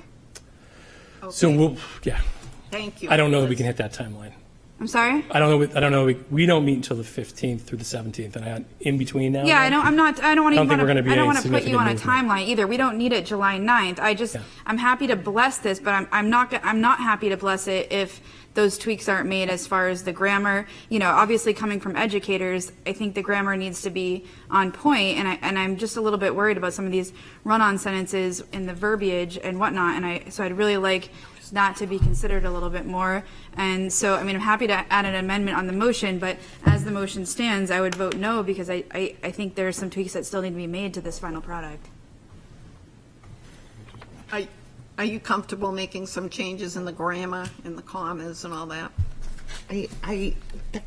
Oh, go ahead. I'm sorry, but this came from our group, and like, so especially like some of these words are from that, and I think as an educator, the verbiage is very clear to educators. Like in my opinion, I mean, fidelity and intervention fidelity and all of those things are very, very common, and so I think we're missing the mark if we even get into like wordsmithing this. This is a product that came from, 100 people's involvement in this and a lot of work by 25 people. And I think it's just totally inappropriate to go there. So I support this as is and respect it as a product of the team that developed it. Okay, I think Pip has something, and then why don't we vote? Yeah, I think Lisa has her hand up too. I hear what you're saying, Carrie, and I agree that there are some terms that the general public might not understand, but that will make sense to those who are implementing it. So maybe there's two versions, the one that we're sharing with the public, or maybe it is a 4-page glossary. But I think that I actually agree with Liz that I would expect that even though, so we were working in 3 very separate groups to come up with all this information. So I can see even from in those 3 groups, the structure of the language doesn't always match. So I think for readability and for following to fidelity, that it would actually be beneficial for somebody to look at the document as a whole and make it consistent. So I would agree with Liz that it needs that bit of refinement. And then I just wanted to share this is what I was actually trying to say last time I responded to Carrie, that I have one more remaining concern, which is that there have been, over the last 5 years that I've been on the board, there have been discussions about very specific topics that have been very important to the board, like communications, world languages, outdoor education, STEM in our schools, project-based learning, all of those things. And each time those have come up in our discussions, the answer was, well, we'll address those in strategic planning. And those will find their way into our strategic plan. But a lot of them didn't. And that concerns me, that those big, broad ideas that were very important to the board over many years aren't in here anywhere. So I would say that's another roll back the tape one. I was really careful to not say those will all appear in the strategic plan, because there was and I get uncomfortable. I should have spoken up more about it when we would have conversations over the last 20 months, and it would be like, oh, we'll just cover that in the strategic plan. Because when we talked about before about the 47 items, if all the things that were, oh, we'll cover it in the strategic plan were in here, it's 100 items, and it's a wish list. And so, again, we went through the process that we went through to try to generate, again, what does the public want? And then what are the things that we are doing or not doing which could advance those particular items? And then we had opportunities for people to participate, including 6 board members, as part of that process, which is more than most places do. And ultimately, some of that's not all of those things that people were interested in ended up in the strategic plan. And I think that's going to happen when we make choices. I mean, ultimately, it is one of those things where if the board, I hadn't been in a place where the board has done their own strategic plan, but I haven't seen that, and it's usually because lay board members don't know enough about what happens inside of the organization in order to put that together in an appropriate way. But I also appreciate that you're here. You were elected by a constituency who wants to see certain things in the schools, and you want to be responsive to that constituency. And if you don't see world language in the strategic plan or outdoor education, and you have constituencies who want those things to be present, I understand pushing that. I think those things should be part of the plan. Okay. I just have a question. Zach, I know just mentioned you've worked with other districts with strategic plans. Yeah.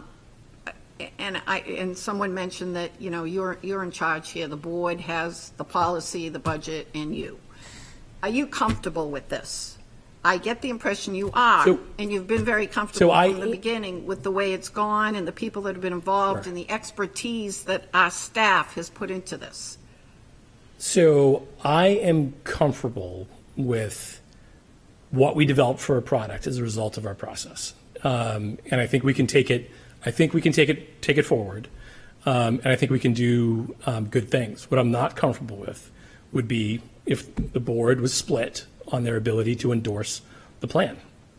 I think that puts us in a very difficult position. If the core of the board is not ready to get behind what we've identified as the potential work, then I don't want to put these folks in a position where we go off in a direction that might not reflect the belief structure of the board. Because ultimately, whether it's through policy, it's through budget, we need your support to, in order to implement this well. And I want to make sure I'm putting the people who work for me in a position where I'm putting them in a position to succeed. And that cannot happen if the board cannot be behind the product as presented. And if that means we have to go back to do additional work, then that means we have to go back to do additional work. Okay, Byron. Yeah, then we'll take a vote. Yeah, We have a motion on the floor, so we'll vote. For a while. Yeah, I'll be quick. Okay, Byron and then Lisa. I just want to say I really appreciate your comments here. I think they're very candid, and I think it's well heard from me. And I do think we need to move forward and recognizing the amount of work that's gone into this. And there's a lot to be desired here from different perspectives. But where I am given this conversation is I'll be in support of this. Thank you, Byron. Lisa. I think that the concepts in here, to me, are not the issue. I think that we've identified through an amazingly drawn-out process what specific things we want to focus on, and I would not want to be second-guessing that as a board member. But I do think that when we consider policies as individual policies with far fewer implications for our district, we do them over 2 readings.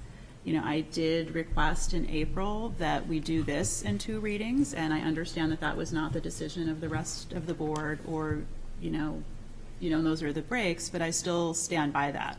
I don't think that a single read of this is necessarily sufficient for us to fully flesh out some of the details that we're asking in terms of what we're going to do in each year, what kind of benchmarks we're going to set, and those sorts of details. And I would feel much better about having a very full endorsement of this with those details more fleshed out. Okay, thank you, Lisa. Liz? I guess, and I sort of didn't finish, but it was proposed potentially having a meeting of the board or having a work session. I know I received a phone call from Nancy about doing that. I didn't fully understand sort of what we'd be looking at. I wanted to do this in regular session, and so I agree with Lisa. I think this should be a 2-step process. I see Pip has a whole bunch of notes on hers. I had questions. We haven't really been able to go through line by line. And I think, it sounds like from you, Zach, you want the board to be on board, to get on board so that everybody else can get on board and we're all sailing the ship together, to the shore, like whatever that's in the line in there. You know what I'm saying? So I'm a little bit concerned that we haven't really, obviously I don't want to, everybody doesn't need to come back for this, but I think some of these line by line things, I do appreciate the work that's been done. Don't get me wrong. But I again have these concerns for the verbiage and what is being presented. and sort of moving forward in that way. And I think, it would have been helpful, had I known today, I think it would have been helpful to have the work session. I know there was work sessions offered, but it seemed very rushed. And, when I spoke to Nancy, I said, I'd rather have it in our regular sessions already scheduled. And so, again, I think I do agree with Lisa that maybe this needs to be a second read. Instead of just rubber stamping it and moving forward, if there are, specific concerns throughout it, or, words that should be added or could be added potentially or edited, I think, now's the time for the board to be able to do something before, and get everybody on board before moving forward, so. Okay. I would say, so my only concern would be, if that was to occur, I think the board would be well-served to have the expertise of the people behind me and the other people who are not here, who do this stuff every day and have worked very hard in terms of their own professional preparedness to take on these tasks and training, to be present as part of those conversations. I do not have the ability during the summer to have this group of people and other groups of people who work for you be part of those dialogues. I worry about a process that excludes those people from final decision making, and what type of product you're going to get, and then what type of buy-in I'll have from staff to implement that plan. If the perception is at the 9th hour they're out of that conversation, there's a work session that happens during the summer, and here's what you need to implement. I have concerns not just about, I have concerns about my ability on your behalf to sell that to staff. I appreciate that. I think, it's presented to me as something Lisa asked for, but my understanding now is that Pip also asked for the work session, Nancy, so I would have appreciated having more understanding from the group generally that maybe this should have been a work session with the school board instead Well, we of the other discussed sessions. it and we decided we weren't going to do it, so the We chair, didn't- the but- chair and can make that decision. There wasn't a The chair made discussion, that Nancy. There was decision. phone calls between you and Okay, every single Liz, member. Please be quiet. Okay, go ahead, Brian. I don't, I think there's several things in here that aren't perfect, but I think, I'd like to empower, for me, I'm going to vote yes on this and approve it, because I want to continue to move forward. I think there's lots of things you guys can refine. I'll let you guys, get to action, but, there's been a lot of thought and a lot of work put into this by a lot of people. And I know that the board has an opinion, and, honestly, when we let these things keep going, churning, we can refine them, but let's move forward, in my opinion. And I know that, I know not everybody agrees with that, but I am going to make a motion to move the question. Second. Okay, let's vote. It's time to vote. All in favor? We Oh, gotta all vote in on the favor. motion. All in favor of moving the motion forward and voting. Yes. Roll call? Okay, can we have a roll call, Patty? Roll call vote. This is to vote to move the motion. Liz Barrett? No. Pip Clues? No. Tish Campbell? Yes. Carrie Nolte? Yes. Brian French? Yes. Nancy Claiberg? Yes. Lisa Rappaport? No. Lee Hudson? No. Byron Maddow? Yes. 5 yes, 4 no. Okay, thank you, everyone. Many of us worked, all of us worked very hard on this. Oh, no. It was on the, No, it's a majority. That was for the, that was for the motion. that was to move the question. No. No, No, move the question Just as a move the majority. question. We're Now we're, good. now we're going to vote on the Okay. strategic plan. Okay, let's vote on the strategic plan. Roll call, please. To approve the strategic plan, Liz Barrett? No. Pip Clues? No. Tish Campbell? Yes. Carrie Nolte? Yes. Brian French? Yes. Nancy Claiberg? Yes. Lisa Rappaport? No. Lee Hudson? No. Byron Maddow? Yes. 5 to 4, yes. Thank you, everyone. So let me just, I appreciate there were members who voted yes. I don't think that puts us in a position to move forward. 5 to 4 split of the board is not going to be sufficient.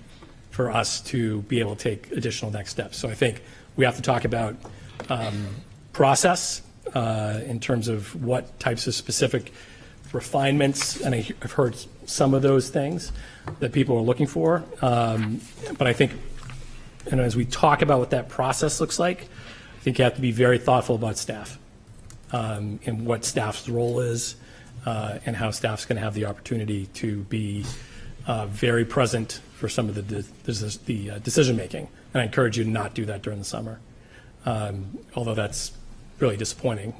But I appreciate people feeling like it's not a product that all of you can support. Okay, thank you. We have to move on. We have a tight agenda here, so we want to make sure. And I just want to cover thank everything. people who came. I appreciate people who came out Yes. to Thanks be for all present your and all work. their I work. really appreciate it. So, Thank you all. You're welcome to stay for the rest of the meeting if you would like. they all thought they'd hear from you. They're going to be here until 9. Okay, the next item on the agenda is school board email summary, which you all have the memo from Zach in your packet. So we'll move on to the next item. I'll just, Oh, can I go just ahead. say, in terms of that the, I think the key stuff from that particular set of emails is, of course, connected to Dondero. Nancy mentioned it before, that ultimately the budget was passed. There was a lot of questioning from the city council in connection to the modular classrooms at Dondero. We are getting, that has delayed some of the work that we were doing as we were trying to make sure that funds were going to be available. We are hoping to put out fuller information. We've already identified the teacher who will be moving from Little Harbor over to Dondero, and we're hoping to put out fuller, more detailed information to parents at Dondero very, very soon. But we're finalizing things that involve inspections with the city, and also trying to be responsive to some of the commentary that we received from City Council and from parents. So just know that announcements around some of that stuff will be coming soon, and we understand that there's a need to fill the vacuum of information that's out there right now. Can I just Yes, take a comment Tish. about that? One thing I've noticed through those emails is there's still some confusion from people that live in the city of what the modulars are. That once all is said and done, when we have it all set, we know what everything that's in there. Can we release something to the whole community and not just the Dondero parents? Because as we even got emails in today from parents of the West End, so it goes much further than just the Dondero district. Those are Dondero parents. The West. They are now. Okay. But I've heard from other, just outside of, thank you for that, Byron, though. I've heard, from outside, I just think it should be a community That's presentation in we're a happy sense. to do that. Just, there's so much still confusion about what a modular is.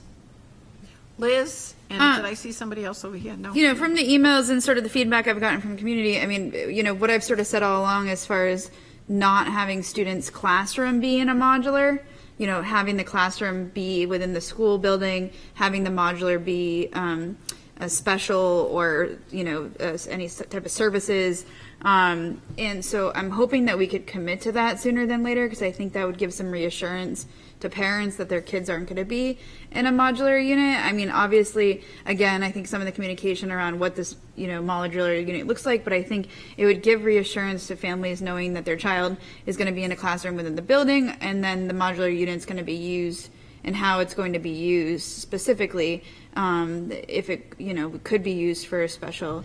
I think that would give reassurance to families, simply, like, just that simple answer or, communication would be enough. And to Tish's point about the communication, I wasn't super comfortable about communicating with the whole board in a Google Doc. I obviously went through and edited and added some questions, and I also had questions because there was a press release to the press, and then we're talking about doing another press release. But I get Tish's point that there needs to be a press release to the community, and so I guess I'm wondering if there's been anything specifically released. I guess not, because I haven't seen it, but And so where is our next step there as far as releasing something to the community? Because I really would like to keep it short, sweet, condensed, maybe have that answer to what's going to be in the unit to the community when we release the information, so it's not still a bunch of unknowns. Okay, we can do that. Lee? I guess, Nancy, there's no, is there an answer as to when this communication would happen? It's all, Zach so is right now, working it's, on so we've got Kenny working with finalizing stuff with the vendor. We've got communications with the city we're trying to finish up, and depending on the answers to those questions, that then dictates some of what we'd like to do. And what I don't want to, what I really don't want to do in a environment where folks are really anxious for information is put out half-baked information that then I got to walk back. And so we are moving very close. We're getting closer all the time to where we will be able to put out a fuller set of information to folks. Obviously, I have no problem putting it out to the community as a whole. We just really want to make sure Dundero parents are feeling like they understand what's happening because it's their kids who are directly affected. But I'm more than happy to push that out on a broader scale. Lee? I just want to make a comment that I think you guys are doing a great job on addressing that issue. I think that we don't necessarily need to dictate what's going to go on in that, as long as the parent, because it doesn't solve the problem of is it secure, is it safe, is it all that stuff. If we actually address what it is, what's the modular, I think then the problem actually gets resolved. Yeah. Thank Anyway. you. Oh, thank you, Lee. Thanks. Anyone else? Okay. Oh, Nancy? Yes, Liz, please. I guess I would ask that we maybe or what's the sheet? I want to dial back our vote. 'Cause last meeting we all voted to release a statement by the board. Yes, I think to Lee's point, I don't think that a statement by the board is necessary. I think a statement from the superintendent about all the details would be more appropriate. So if we could, recall our vote? Can I make a motion? There was no motion previously. There was a consensus. There was a motion No, there was not. We worked on that on the document. I think it was in the minutes. Nope. Let me just look. And we did not put out the statement. And so there's nothing to rescind. And if I recall, the point of the statement at that time was about, in the midst of a city council conversation where there was some pushback on our budget as a result of a few city council members really struggling with the idea of the modular classroom, that we were going to put out saying, here's why we, as a school board, this is why we have the position. And so the point of that communication has passed, and there was no motion relative to that communication. Okay, let's move on. Thank you for that clarification, Byron and Zach. Financial report and memo. Did my best with the memo to try to clarify some of the changes that have been made. I don't anticipate a whole lot of dollars left over. I see us with known issues that continue to look ugly, but other areas where there are savings that we hope will balance them off as we get to the end of the month. Any questions for Nathan? Yes, Kerry. 2 questions. One answerable, one unanswerable. Probably. She knows this of me already, clearly. The teacher and substitute lines, yes, they help to balance each other out. Where did we go for next year's budgeting in regards to that? I raised the baby steps. I raised the substitute lines in the budget as approved by a total of $120,000. Okay.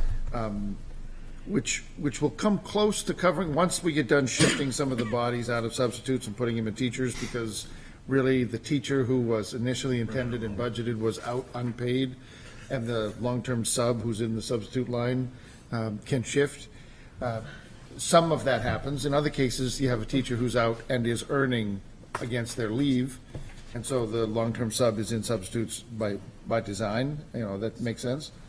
By the time we get done, I think the $120,000 will put us a lot closer. I think that as we contemplate over the summer months what the new substitute rates will look like for the new year, a system, by the way, that I would love to see changed, because I think we want to be as competitive as we can be, and I think we could really simplify it. I think that will add distance again to whether the budget for substitutes can cover the demand, but but we have a track record that there is, they're expected to be, with the retirements that you just celebrated tonight, there's expected to be some breakage in, you know, a budget for a teacher at one number and an actual hire to replace at a lower number. And we don't bank on that in budgeting, but as we take our budget and look towards next year, I think that you can count on the teacher line continuing to support substitutes sufficiently so that together they get there. Liz? She had I'm the sorry. unanswerable. That was the I want to know answerable the one. unanswerable one. Wait. Oh, I'm sorry, you said 2. Go ahead. For the out of district tuition, if I recall correctly, we sort of thought that it was sort of the encumbrance process and that we were sort of holding money, but then being close to like $500,000 is a big gap. And I know that there was an attempt to kind of meet that. And I just wanted to know if it seems like new enrollments with complicated or that need out of district placements is the driver of that, or if it's a change in services for students that have been in district. I think, so I would tell you that our budgeted figures for next year are higher than this year's budget by nearly $500,000, $478,000, something like that, was in out-of-district tuitions and services. So if what you see in this financial report holds, for next year, we ought to be close. But I think that what you're going to see is if you take this year's actual and compound it by next year's cost of living increases and costs, I think this will be another area, as it has been for a number of years, it'll be another area where costs will outrun your budget. I think that to answer your question, I think both things have contributed, and Dr. Maddie would be the better person to answer this directly, but I would say I know that we have added cases in this category since we drafted the budget last fall and put these numbers together, and I believe that there have been changing needs. I don't know if it's move-ins or if it's identification, you know, in the current population, but it's an area for attention and concern. And it's difficult to answer. Special ed and maintenance. From the day I started all those years ago, the person, my mentor, said, "You gotta keep your eye on special ed and maintenance. They'll be your undoing." And the folks that I've worked with in this team are outstanding, and they try really hard. But the out-of-district placements are amazing when you consider that there's less than 20 of them. I mean, we're not talking about a huge list of cases, but they are the most significant of our cases in some respects, and the nature of the services required and the needs of these students does change. So I'm not, I don't sleep much past, I don't sleep much in the nights once we get to March or April, so now is no different. But I would tell you, as I said in the notes, I don't think we have a problem resolving this year, and I'll work with the new BA to try to be as attentive and as mindful and creative as we can be for next year. Liz? So Nathan, I just want to say, I appreciate in the budget process, I think you've begun to pull the Lister budget and separate it, based on requests to sort of see that budget. And I hope that continues on in the future, that we are able to see that separate budget. And Zach, you're going to have to thank Lister for giving me a tour, because it's been brought to my attention that some spots at Lister, and I think we may have discussed this in budget as well, but that some spots at Lister have been held for out of district, so other districts sending their students here, and the funds that we obtain from doing that. I think there's a question about what we should actually be charging. I don't know if the board has ever been presented, to vote how much we should be charging at Lister. But I think that is a question that remains for me. But also for me, I believe that if we're paying this much money for out-of-district tuition and we're holding spots for other districts, it may be more beneficial for us to see if those spots could be filled by students within our district. And I think we need to really consider that. You know, the students may need they may have a higher level of need. But, you know, if we're paying absorbent amount of money to send students out of district when they potentially their needs could be met at Lister, I think, you know, I'd love to see how this program develops. You know, we have a new space, but I hope that, you know, there can be new, you know, through the policy committee, you know, and through manuals at Lister, we can really get an understanding. You know, I'd like to see an understanding of what Lister is and what services they can offer, especially when it becomes to behaviors and whatnot. You know, I know it's more of an emotional, for emotional disturbance, not necessarily high-level behaviors. But I guess I would hope that maybe we could expand Lister a little bit more so that we can include these students to bring down that out-of-district tuition, because I think we're just going to see an increase more and more as the years go on for out-of-district rates. And so if we're able to accommodate them in our own program, I think that we should be doing that. Okay, thank you, Liz. We'll take that under advisement. We can have Nathan and Zach talk about that. I mean, I just want to make sure that the public doesn't walk away with the sense that there are kids out of district at huge cost that could have just gone to Lister. The kids that are in these out-of-district placements that we're talking about in this budget conversation, these are not kids who are at Lister or would be at Lister. We're talking about completely different needs. And if somebody, the reality is that out-of-district placements from districts not in SAU 50 or in Portsmouth contribute a significant amount of revenue to funding that program so that Portsmouth taxpayers don't have to. And certainly, if there was a student that needed to go into an out-of-district placement, we would not put them in a $250,000 placement somewhere else if they could go to Lister. But to my knowledge, we've not placed anybody out at significant cost if they could have been served appropriately at Lister. And that certainly would not have happened because we were holding a spot. It's not that we hold a spot, it's that the model has always included multiple kids from away whose districts were paying measurable dollars because it's a meaningful placement that those districts could not provide the services for on their own. So if there's synergies there that I just caution us. Yeah, I guess. Which we in turn use to offset the cost of the program and make sure it's what we want it to be. I totally get that, but it's presented to me as potentially an unspoken rule that this is happening, and I am now speaking it to light. It's not accurate. Speaking it to light. Well, it was from the principal, is the one that I spoke with. Your information is not accurate. Well, I just would talk to your admin, and I think we need to talk about this I would further say this, in budget talks. So when we budget, I think the slot thing, I think it's important to understand what it is and what it's not. So when we budget, we build the program around receiving a certain amount of out-of-district tuition that's going to offset cost. That's what it is. And so also Lister, in terms when Lister thinks about its programming, staff have certain kind of, they feel like they could get slightly larger, but not much larger, and still carry out their mission effectively. So those are the things we're trying to balance.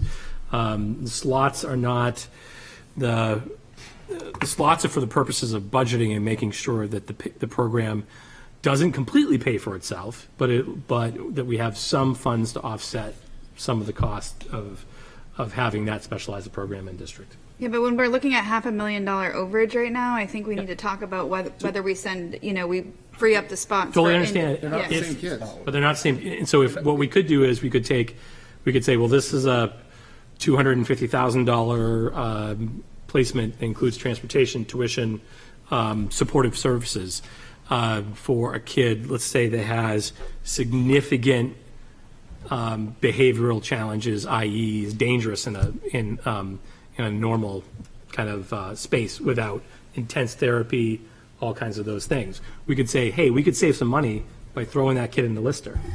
We could save $200,000, and we could end up wrecking the Lister program because the kid is not who we designed the program for, and we're not equipped to provide those types of services. So that's the challenge, is that we have a specific thing that Lister is trying to do, and it is not targeted towards kind of violent behavioral kids, or I think we've talked about this several times, that really our target audience is around kids who are anxious and struggle in a big school environment. And that's who we're servicing right now. Can I add something to that? Yes, Tish. So I do have experience working in a school, an out-of-district school, and it is not as easy as just putting them into a school that has some special services in it. You're talking about a student that may have 5 different teachers working with them a day. Tish, I'm sorry, you don't have to explain to me. I worked for DCYF in Manchester, so I saw like the behavioral kids that had issues. I saw all of them. Okay, So- well, I'm explaining my I totally personal get it. experience. Yeah, I totally how get it. budget-wise this would work, because you would need 4 to 5 different teachers to work with them a day because of the aggression that they have.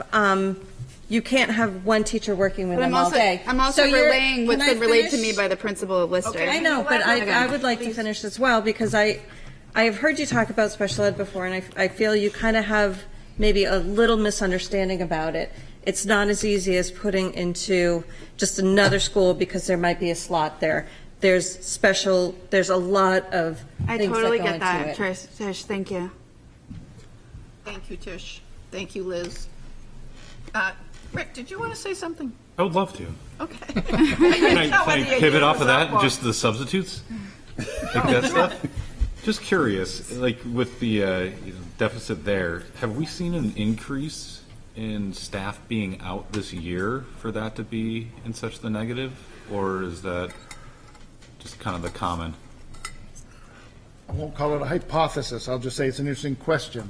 But I can't tell you that I've done data work on that to mine out whether the absence rate has been higher. I will say there, I will say that it feels to me like we've had a greater number, at least we've talked about them more and had more kind of traffic in long-term substitutes than normal. And it hasn't been, long-term subs, it impacts all schools. I often feel like we get it more at the high school. No. Elementary. At the elementary school is what I meant to say, because, well, boy, I hate to put a too fine a point, but young We had a lot of teachers, maternities. We young had a lot of teachers and maternities, maternities, right?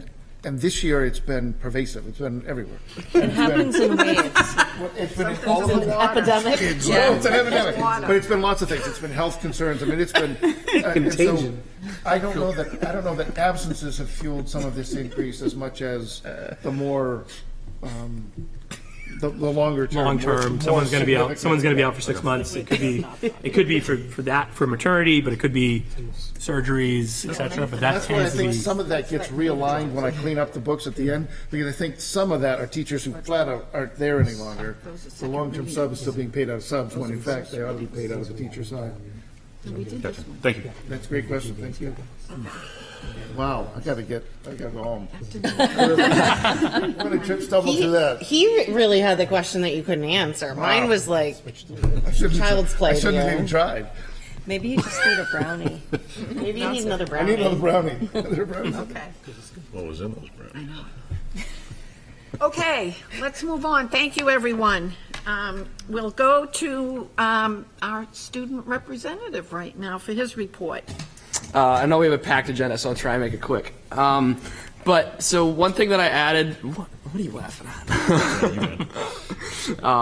One thing that I added under, I believe, the middle schools was the summer enrichment opportunities. So this is more for the families watching this. The incoming 8th graders do have an option to get PE and regular elective credits over the summer. So Clipper hiking, which I did before my freshman year, as well as the Clipper Arts Academy. They're all very good programs, and they're a way to get jump started and get credit before your high school career even starts. One thing that I also wanted to touch on was, so Sarah Carpenter, who is a social studies teacher at the high school, sadly is battling brain cancer. And when I asked the students at the high school what immediately comes to mind when I ask about her, they said that she's known at PHS for her enthusiasm for learning, her infectious amount of Clipper pride, and her love for coaching our field hockey team. And on May 17th, almost the entirety of Portsmouth High School either wore Red Sox or gray attire to just show Carp that we are there for, and the whole Clipper community showed up, and that was just one example of how Clipper Pride really unites Portsmouth, and it was just really neat to see. Can I add to that too? Yeah. I mean, just showing her dedication too. She's going through treatment. She was still at graduation. She's still showing up for some of the bigger moments at school, just being part of the community and our family over there at the high school. Yeah, for sure. And I know, Dr. McLaughlin, you touched on it at the beginning of the meeting, but our boys and girls lacrosse teams both won state championships this year. So boys won the Division II NHIA state championships, and the girls won the Division I NHIA state championship. So huge shout outs to them. And a lot of our, even if you saw for spring track, we had a lot of finalists this year. And even our boys baseball team, we made quarterfinals, I believe, for the 18th year in a row. So that just how well known we are around the state for our athletics is really just very impressive. And also, I wasn't able to get my principal's report in by the time this report was due, but there were two things that Mr. Canosi touched on. So as the 2023-24 school year comes to a close, him and his admin are already drafting next year's student handbook. And I remember my last report, I touched on bathroom misuse. One of the things that will be outlined is just general expectations for student behaviors. And to touch on bathrooms, we have seen a decrease in that misbehavior, which is a very good thing. And that's due to the fact that teachers like Mr. Hugner here are taking time out of their day to monitor those spaces. And Love doing that. But we've definitely seen a big decrease, and hopefully when these are included in the student handbook next year, there will be an even lower amount of misuse. Also, I wanted to touch on the fact that I know we just talked about the strategic plan in Portrait Graduate for about an hour and a half, but our Algebra 1 curriculum at the high school at the beginning of the year, super just all over the place. One teacher in the third floor is teaching this, one teacher in the second floor is teaching this, and they have it on the same period in the same semester. And their students are like, well, I'm learning two different things. And one of the big things that our curriculum coordinator at the high school has been focusing on, and Mr. Canosi, has been uniting that curriculum. And now Algebra 1 at the high school stands as one of the most connected course curriculums at the high school. So that just goes to show the work that we've put in, and even how the ideas of our strategic plan are already being implemented. And that is all I have. If you guys have any questions, I'll answer them. But yeah. Thank you, Nathan. It was awesome. What are you doing this summer? I'm working. I'm a lifeguard, so I just get to tan in the sun and do nothing. There might be some sharks out there. Oh yeah, maybe some orcas too. You never know. Brian, Kerry. Hopefully on social media. Oh, Kerry, you can go first. Oh, I was just going to really appreciate the report. I feel like, especially after that last conversation where we're talking about words and things, like that helps me to go back to what's important. And I just really appreciate it and all the accomplishments and celebrating the good stuff. Thank you, Kerry. Okay, Brian. I'd like to make another motion, since it's 9:45, to suspend the rules, see if we can move up. 9:15. 9:45, 9:15, almost 10 o'clock. It's 9:15. Just to approve the employment first, and then the nutrition program, get those voted, and then go back to The policies. I'll get a second. All in favor? Any opposed? Okay. All right, we will go to consideration and approval of employment. Zach. So you have four positions that you're looking at this evening. Those include business administrator position, are someone who's going to try to come in and do their best to fill Nathan's very large shoes, Brian Cisneros. It includes a English teacher at the high school, a case manager at PMS, and a school psychologist. That is the new position that was voted in as a result of the budget. Okay, do we have a motion to approve these positions? Motion to approve. Kerry, second by Lee. Any discussion? Yes, Liz. I know this has been brought up, but do want to just express for the record, the concern for the experience and the concerns for the hiring process. I mean, I know that we're on a tight schedule and that the tight pool of candidates, but if there's any way that we can focus on how we're advertising or how we're advertising for positions, utilize our social media channels, utilize any sort of advertising throughout the state, targeted advertising to get candidates in to Portsmouth. I thought we were always the school to go to, and so it's a little hard to know that we're not possibly anymore in the hiring sense. And so I'm hoping that we could work on that in the future too. I'm obviously looking forward to meeting new folks and seeing new folks and folks that are coming on. But I do have some concern with the candidates that have been presented. Thank you. Thank you, Liz. Pip. To that end, I would just like to say that I would really hope that we would promote from within when we have candidates who are available and requesting transfers to positions. So I share Liz's concern a bit, and I'll need to abstain from this vote. Okay, thank you, Pip. Shall we vote? All in favor? Roll call. Consideration and approval of employment. Liz Barrett. No. Pip Clues. Abstain. Tish Campbell. Yes. Carrie Nolte. Yes. Brian French. Yes. Nancy Clayberg. Yes. Lisa Rappaport. Yes. Lee Hudson. Yes. Byron Maddow. Yes. 7-1 with an abstention. Thank you, everyone. Now we go to the school nutrition program, because that requires a vote. Yeah. Nathan, can we turn it over to you? I can. You have the memo. I imagine you read through it. The reality is that the federal government continues to grow in its reimbursement of meals through our USDA National School Lunch Program and National Breakfast Program. There is a requirement that you recalculate and consider your pricing on an annual basis. We have to deal with a weighted average price because we have different rates at the different buildings, at the different grade levels. And so, according to the formula, the federal program would require that we, or would suggest that we are compliant if we reach a weighted price point of $3.85 per meal. Currently, we're at $3.54.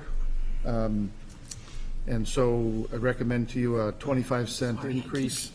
That 25-cent increase will take us to a weighted average of $3.79, which falls short of the $3.85, but it closes the gap. I remind you that the minimum increase, or the maximum that they can mandate, the minimum that they require of us is a 10-cent increase. But then you roll forward any shortfall in failing to meet the mark. In this case, we'd be falling short by essentially 6 cents per meal. But that's really, they use the October month of October meal counts. And any given year, the October month might be longer or shorter by days, and we may have different performance. So I think the 25 cents is reasonable, and it comes within spitting distance, if you will, of the target.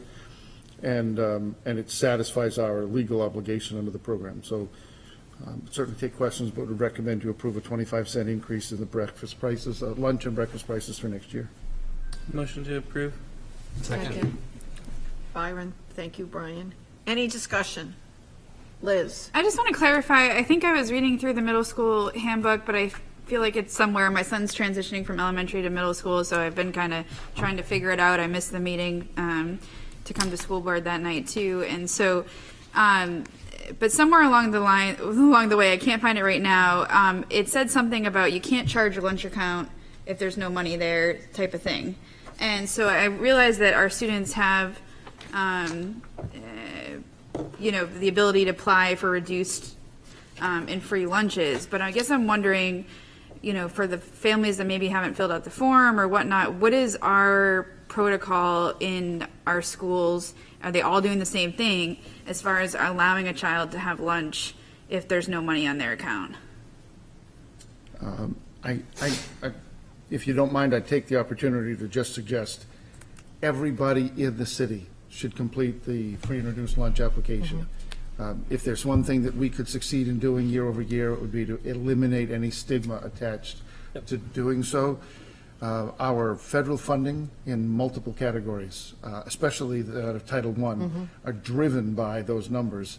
And every time there's another federal program that is moving money towards the states for schools, the Title I formula, which is driven by free and reduced lunch applications, always plays in because it's convenient, it's available to them, and so everybody should apply, and win, lose, or draw, whether you're eligible or not, it still would help. If you choose, after having been determined to be eligible, to choose not to participate, that's fine, but the schools, your community will benefit. Having said that, the schools don't, boy, I say this really carefully because I haven't been in and tested it every day, but our schools do not refuse a child a meal. They don't have a special meal, they have the meal, or whatever is being offered is available to each child regardless of the credit of their account. So, And ultimately, we end up budgeting money to cover that loss. Yep. That is built into part of what we do. We don't spend a lot. I think Nathan's being careful. We don't want to create a disincentive to people to fill out that paperwork to make sure that we receive the federal funding for kids to eat, and all the other ways in which that free and reduced lunch number becomes a proxy for wealth and then influences all kinds of other money that we receive. Yep. Simultaneously, kids are going to eat here in the school district. Okay. Sorry, don't quote me on that. I'm looking at the handbook now, but I can't remember where I saw it. Charging is not allowed for. All right, Carrie, it's time for Carrie to speak. Well, I also was going to ask too, as far as the free and reduced lunch, is there any way we can do more outreach or just put it on the radar to do some outreach over the summer? Or is there spots we're missing as far as getting free and reduced lunch applications? Like, is there something more we could do there on social media or anything like that? the applications go out with every registration packet through the summer months, for every, in each of the schools. That's federally mandated. We have a virtual or a mobile application where you can do it on any mobile device. It's agnostic of the device, so you can do it on your phone regardless of your brand. You can do it on your pad, your tablet. You can do it on your computer regardless of what browser. You can link to that from the city's website, the school department's website. Within that, there's school nutrition, and you'll find the link there to the free and reduced application. Certainly makes it easy. We actually drop paper applications throughout the community in places that feel like they might serve folks. And I would remind folks that for those who apply for and are accepted into the SNAP program, supplemental nutrition, that's a proxy, and we maintain a direct certification link with the department, with the state. So anyone who is eligible for SNAP benefits is automatically eligible for free and reduced lunch, no application necessary. So if that is part of the process or an opportunity for any family, that helps you skip the free and reduced application. But we'll continue to try to find other places to continue to spread the word. Carrie. I answered my question, but I just wanted to highlight that. You answered your question? Well, my confusion was the 25 cents because I was like, I don't pay $3.93 or I don't pay $4.33. So I think I have answered it, and it's that right column that has a big green arrow pointing to it, and elementary prices will go up to $3.50. Yes, correct. And when you look at that second page that was included in your packet, it's not up on screen, but it's in the packet for the public. The USDA federal reimbursement rates that I gave you, those are today's reimbursement rates, and they're going to climb. the economic metric that the USDA is using has it climbing a cost, an inflationary amount of 8.27%, plus a 2% catch-up they want us to do. But I expect their rates to climb by more than 8%. So we're asking, today at the elementary school, our lunch price is $3.25. We're asking for, today it's $3.25, and the federal government reimburses us $4.33 for a free meal. Next year, we're asking for $3.50, and I expect that the federal government will be reimbursing at $4.60 something, which will be a solid $1 a meal more. And their goal is that we keep up with them. So, Byron has a question. Byron. Thank you. So just to repeat what you were saying, Nathan, which is that the best thing we can do as a community is to have everyone fill out this paperwork, specifically because it's the largest pool of applications and therefore the greatest opportunity for funding for this program. Is that right? Amen. Okay. Thank you. Yep. Thank you. Nathan.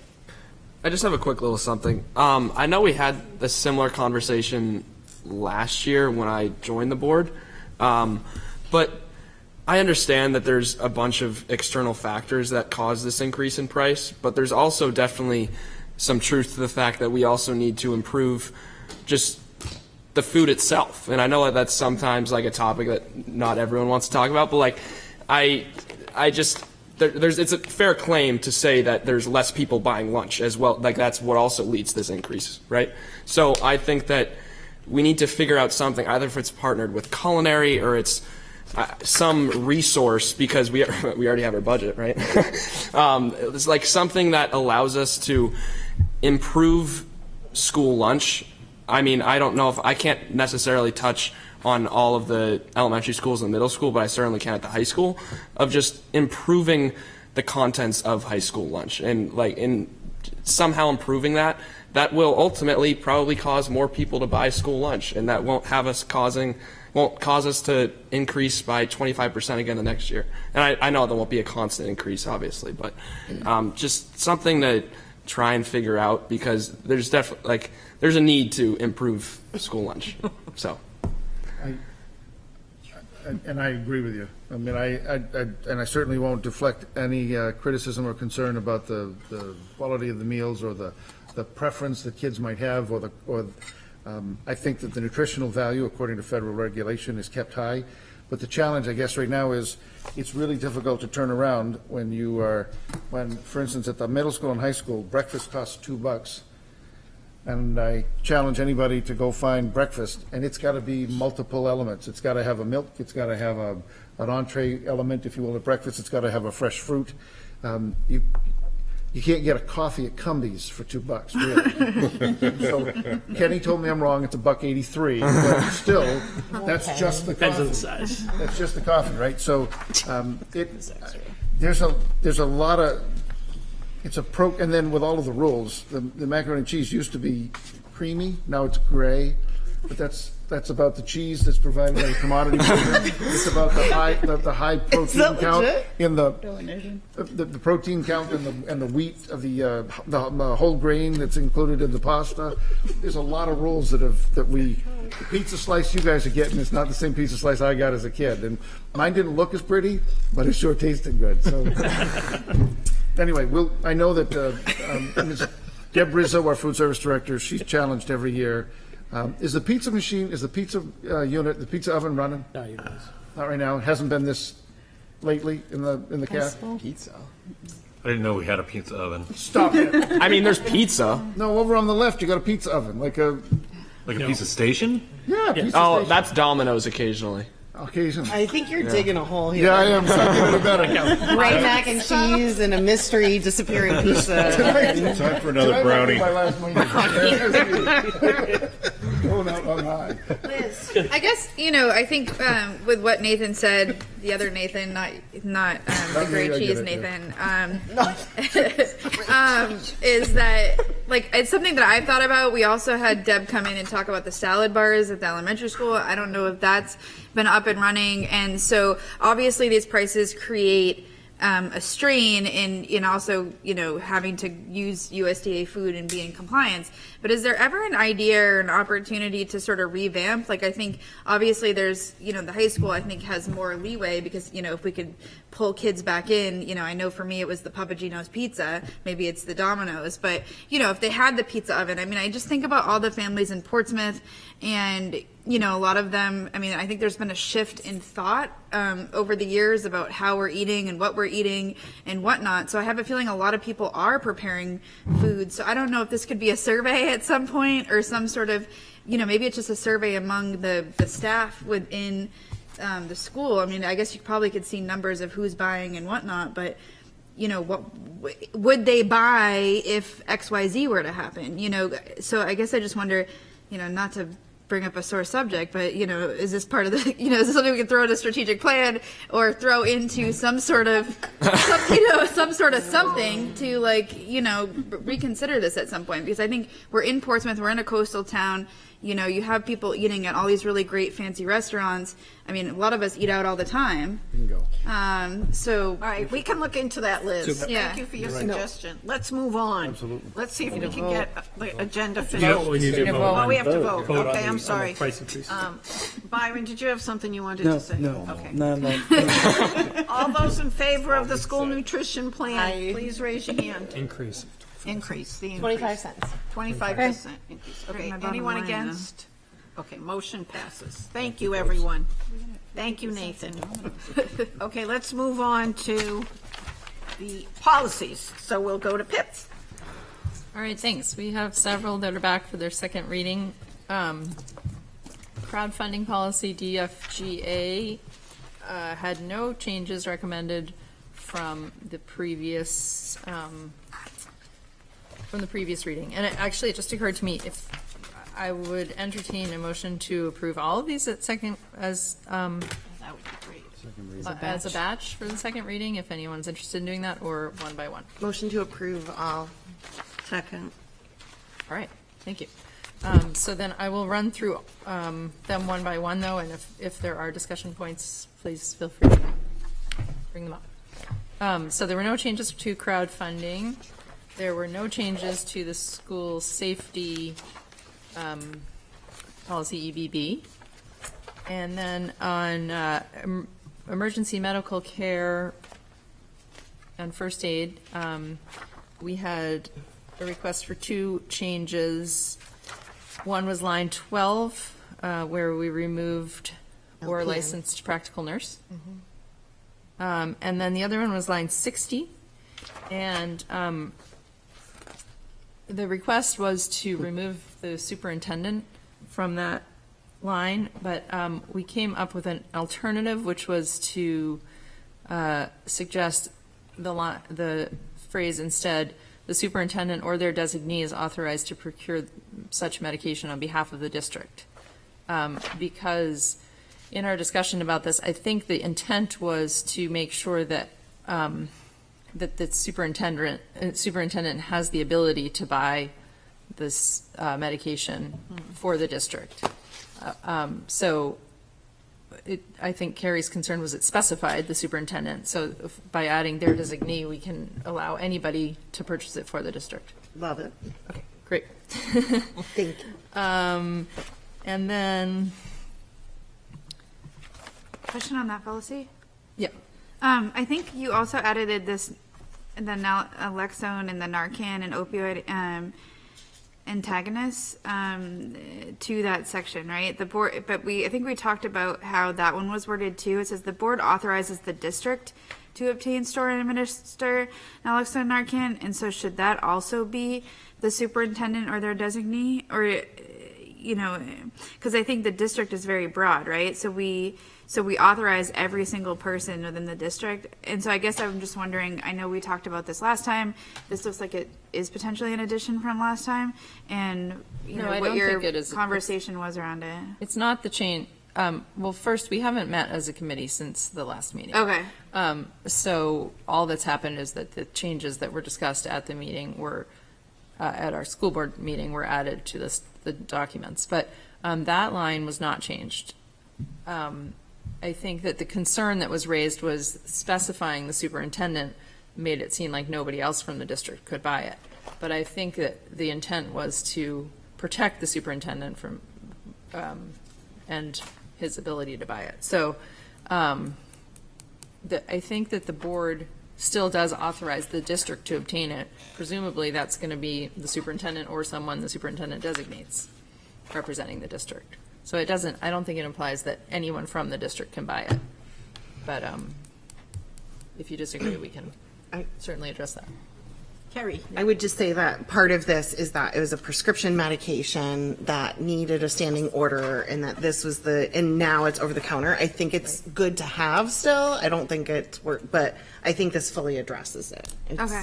Sorry, I thought we had for some reason I thought we had more of a discussion around it last time, and so I thought maybe there was something edited, but now I see that there wasn't. So It was just line 60 that was edited. Okay.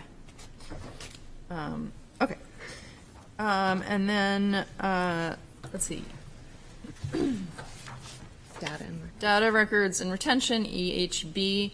There was a lot of discussion, but we did not come away with any specific changes. So if anyone wants to recommend specific changes, feel free, but there was not a clear request for a specific change to this one. Sorry. So I actually heard from one of my friends who's a parent of a high school in Massachusetts that when they had their last day of school at graduation, they got to go visit their old elementary schools like our students did, and they actually were handed the file, their whole academic file. And so then the school didn't have to worry about maintaining the file anymore. So they were all 18, so they signed something. And so I don't know if this is some sort of standard practice. I don't know if we're doing it. But, you know, this might be some sort of policy that we might want to review with legal, because file retention obviously can become a nightmare, especially if somebody tries to come and get their file later on, or, you know, so, you know, I know in my world, file retention's a nightmare, and I assume it can be for as many students as we have for all of their academic records. So I don't know necessarily, I mean, we have a policy, but I don't know how, you know, if we have a storage unit we're storing everybody's hard files in, or, you know, what that looks like. So it was ironic to me. I don't know if that's something we're doing, but it seemed like, you know, I was like, that sounds really weird, and I don't know why they would do that, but at the same time, I was like, that seems useful too, you know? So I don't know. I don't think we're doing that, but No, we're not doing that. Yeah. No, I think everything's electronic too. That was Ipswich School, for the record. all right. Any concerns or questions about this one? The instructional needs? Oh, no. No, yes. about that data retention. Yeah, I think it was just making sure that the data, my recall of the conversation, though it wasn't in the minutes, was really just making sure that obtaining records is clearer for consumers, and that wasn't really in the scope of the policy. So Right, okay. I think that's good. It was more of just a conversation. Yeah, okay. That is a good point, though. Okay. Instructional needs of each individual student, IFA. Again, there were no changes requested from the first reading. And the use of facilities, KF. We had a request to change line 19 to remove the word recreation, so that it reads just athletic director instead of athletic/recreation director. And I believe that's it. Lisa. I didn't know who was raising their hand. You do Lisa. I would like to request pulling KF out from the batch if we're going to vote as a batch. I have, on reflection of this, some concerns about it potentially being overly broad in terms of what types of events we might exclude. I mean, I'm kind of a poli-sci geek. I did presidential classroom when I was in high school, and it's concerning to me that we're in a state that has such an active political cycle with many opportunities for students to learn about politics, that we would exclude political events out of hand. I mean, I completely understand the need for the schools to assess, you know, maybe on a case-by-case basis, what is, the needs in terms of security, or, maybe there's teaching moments for kids in terms of how you interact when you don't agree with what's being said. But I'd hate to lose that potential to debate, to engage with opinions you don't agree with, and to learn from that process. So I am concerned about the sort of wholesale exclusion of that. Okay. I guess Yeah. we should see if it's acceptable to the motion maker to remove that policy from the batch. Is that the right way to do this? We didn't vote on the motion. I would want to vote or a change, an amendment. Let's if just you wanna amend the exclude. motion. Yeah, do you want to amend the motion Yeah, so is that we that's take what I'm out asking. KF? No. You made the motion I think originally, so. correct? Yeah. Okay, so you. Me and Tish. Okay. You want to take it out? Okay. But somebody can amend the motion. Can you speak to, Do, can you speak to why it was added? do I want to take this out and just vote on the rest? Yes, because there's some concerns. Okay. Okay. Done. So we will take out KF. Does everyone agree And with let's that? not, yeah, and let's not talk about KF until we. Until yeah, we're- yeah. Let's Right. just vote Right, on that's why I was the asking. others. Okay, because I think we Just don't can, wanna- right. You're fine. Okay, so we'll continue the discussion of KF, but I think we've After got, so we've gotten through everything else. Yep. Any other questions about anything else? Yeah, I have a brief question. Oh, yeah, go ahead. So the, regarding the retention, document, records retention policy, it talks about a district's record retention schedule. Do we have a records retention schedule in a document? And is that document like up to date as well? Okay.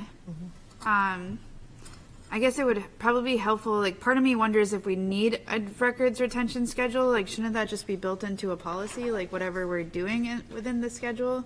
That's what we took out. The schedule it was in the policy. And was taken It's out. this whole table. Okay. The schedule doesn't go away; it just is maintained by the administration, and so they're able It's to a be more. procedural yeah. document now instead of a part of the policy. And that's because there's so many different types of documents that can be obtained to outline. And Okay. also, I think, from my understanding, the frequency at which that schedule can be modified, and to reduce the burden on the policy committee around those updates. Okay. All right. Thank you for that clarification. All right, so it looks like we're ready for a vote on approving the second reading of all policies except all the policies listed except KF. Right. Okay. Call the motion. All those in favor? Aye. Aye. Any opposed? All right. Okay, now back to KF. So, Lisa, would you like to say any more before we, sorry. Or Somebody make a motion to Oh, approve. right, I'm KF. sorry. Second. Thank you, thank you. I don't know that I need to say more. I mean, the concerning lines for me were the 129 to 132, which seemed to offer a very broad range of events that would be excluded. And I personally think it's an educational opportunity for our kids to engage in the political process. And I would hate to have a wholesale prohibition on that.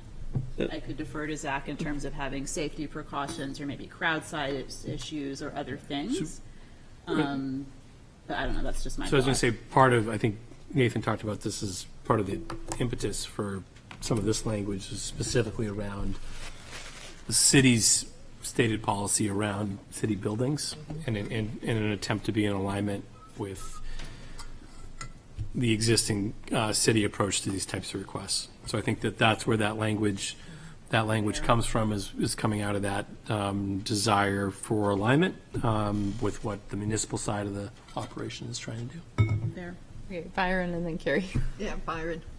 I just, I don't know if this was clear or not, and maybe this is understood, but it's my understanding that this wouldn't prohibit a student organization or a group of students from having an event or a conversation that's potentially partisan or political. It's specifically for a candidate making use of the space. So maybe that's understood, but I just wanted to make that clear. That this wouldn't prohibit a student-driven exercise or event? I think it could. Okay. But particularly because the language says partisan political events including campaigning, but it's not only campaigning. Okay. And so if it's a part, and I think what we discussed was that if it's a school-sponsored event, then it's likely to be approved. But if it's not something that the school's putting on, then we could have. I would say this policy This policy is for doesn't rentals. speak to. It's only rentals. For rentals. Right. This It isn't does for what the not. It principal does not can do speak with to his building. school-sponsored.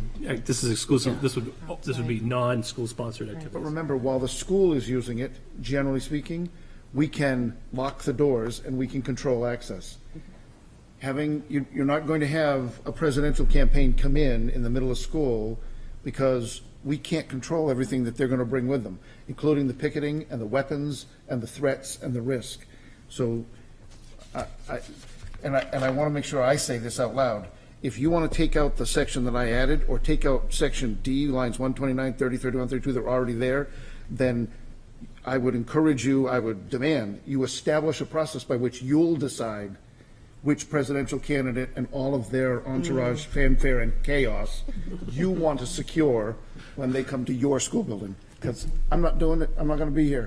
And I already spent months fending off the campaigns that wanted to come, who absolutely should not have been in your buildings. But for the good of some debate, knock yourself out. I say it as respectfully as I can at 10 o'clock at night, so. I was going to say what Byron said, but I was going to say it better, and then I just appreciate the mic drop over here. 10 minutes from the end. I think the one piece that made me feel good about this was that if the young Republicans wanted to invite a candidate to talk with students or something like that, that was a student organization doing that. That's not. This policy doesn't even apply. Right. Okay. I'm good with it, and I think it's very important, and I don't want to be having discussions about which groups should be, and I don't think that's going to be a good thing for us as a board. So let's approve this. Thank you, Liz. So I guess I'm wondering, I know, so you spoke to the reason why this was added in, that it's in the city language. Is this the exact language that's used in one of the city documents or policies? And I guess with that said, I'm a little bit concerned that all a candidate would need to do is get their respective party, student on board, and then they could bypass this rule. So I don't know that this is memorialized in a. I don't. They wouldn't be able to hold a rally in the gymnasium by having. I don't know if this is memorialized in a singular city document. This was the approach during this last couple of cycles, when the city was approached by campaigns, was that this is the spirit of what they were told in connection with the. So they were cited. This policy was cited to campaigns. So I don't know what specific language was used, but effectively it was the city manager saying, we aren't hosting these types of events due to concern for safety and cost. And city buildings will not be utilized for these purposes. Yeah, I guess I think I speak, I think I appreciate Lisa's point, because I'm concerned with memorializing a ban on political speech as a poli-sci student myself, and having a legal background. When you get into political speech, obviously this is a separate thing, it's a rental, but if we're saying all you have to do is get a student on board, so I'm a little bit concerned with the political piece of this. Once you create, I think the difficulty is once you turn the school into a place that's a legal public forum, you cannot discriminate against which groups are going to utilize that space. Yeah. So you have to have the door open to everybody, and you cannot be, you can't make choices around the political spectrum and what you think one way or the other. That you could think about the two core parties. You can go way out beyond that. And my understanding of the law is that you would not have, as a public entity, you would not have the ability to, once you open the doors are open. And if you're going to incur costs, I'm almost done. If you're going to incur cost for certain groups, the expectation would be that you're not favoring that group over others, so you would incur the same cost for all groups that would ever want the access to that space. So I think that's from the city manager's perspective, that's what the city manager is trying to accomplish, and we were just trying to reflect that here. I am also poli-sci guy. I'm a former civics teacher. I, at one point, worked at another school in New Hampshire.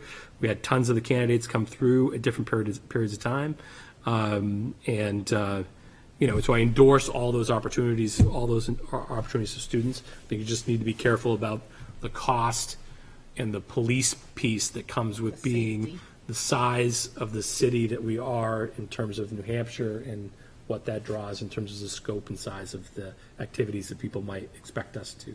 Yeah, I mean, I guess I've been advised not to give legal advice to the board, but I obviously can say my personal opinion, and I guess I'm concerned with, I think there needs to be a justification for why we're sort of limiting it, and I think it needs to be it'd be best if it's stated in writing. So I would be okay with approving this, but I guess I would just ask that you run this sentence by the legal that you're using for, outside legal or the legal department in the city, just to be sure that, if we are limited, we are opening the doors, so we're limited, but we're sort of limiting it though too. And so, is there a means to an end that is justified in limiting political speech in that way? And so I think we might need to have an explanation that political speech tends to cause, so we're banning all political speech in that. I'm just a little bit concerned when you get into some of these things and then you're codifying it. I'm getting to be a lot concerned. Yeah. And I'm not even a voting member. Can you comment?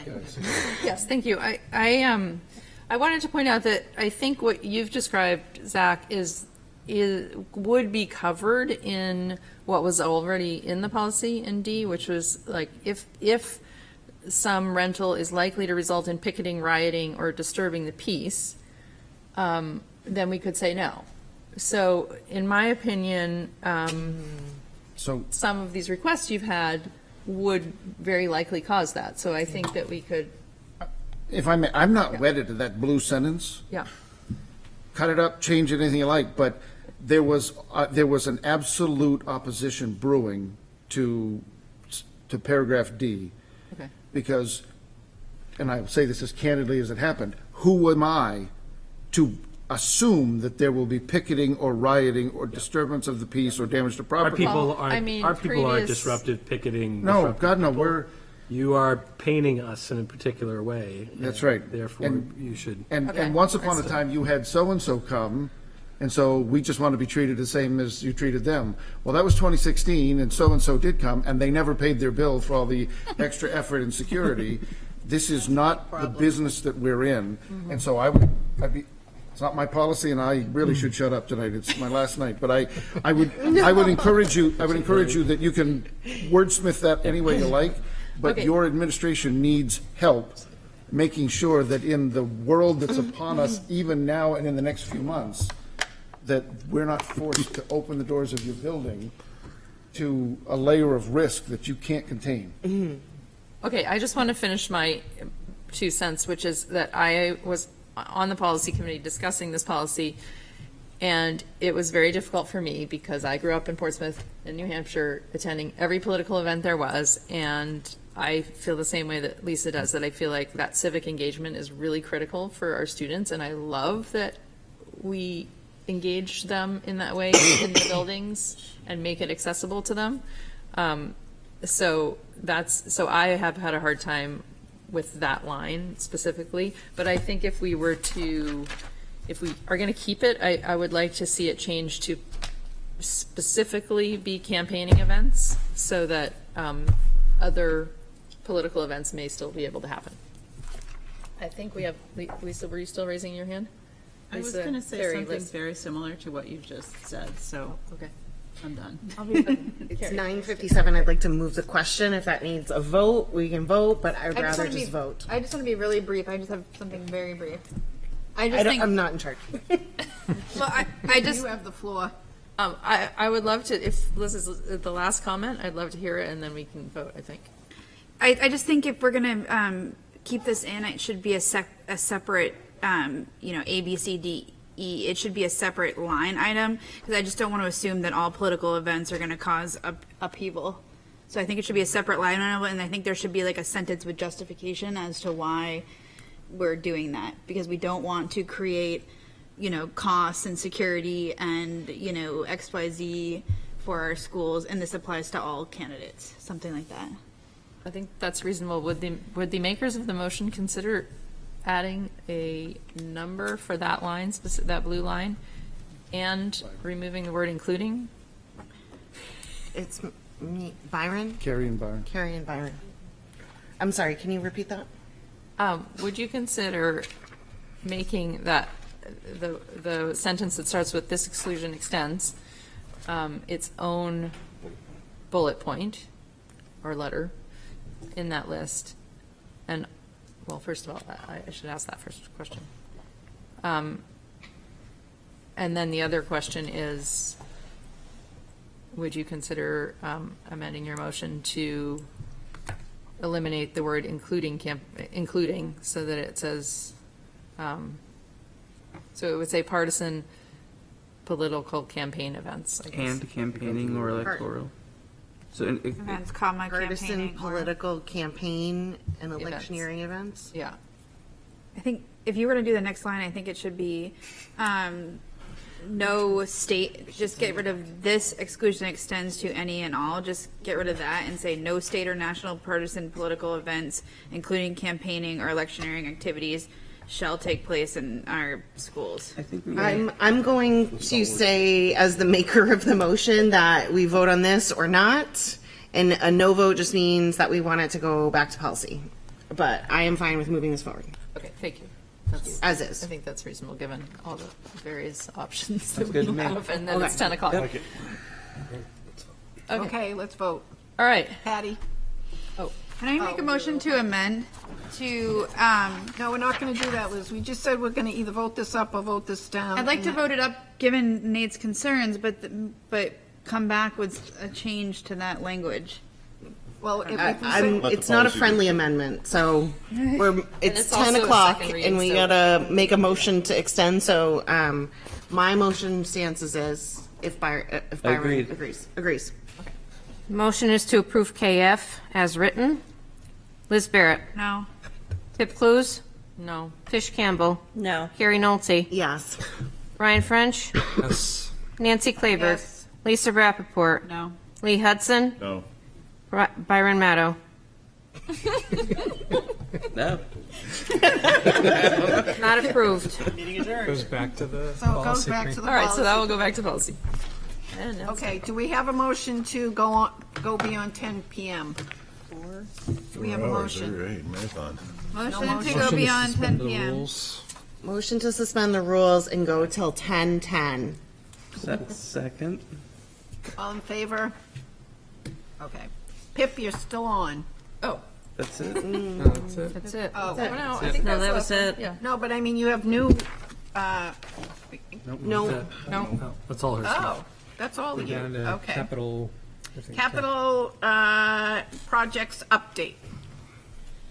Nathan? In deference to having said too much already, it's a 3-page update just to bring you up to speed on the use of the space over the summer, the projects that are ongoing, long-term projects that are planned for this summer. Certainly take any questions. thank you, very helpful. Thank you, Nathan. Any questions for Nathan?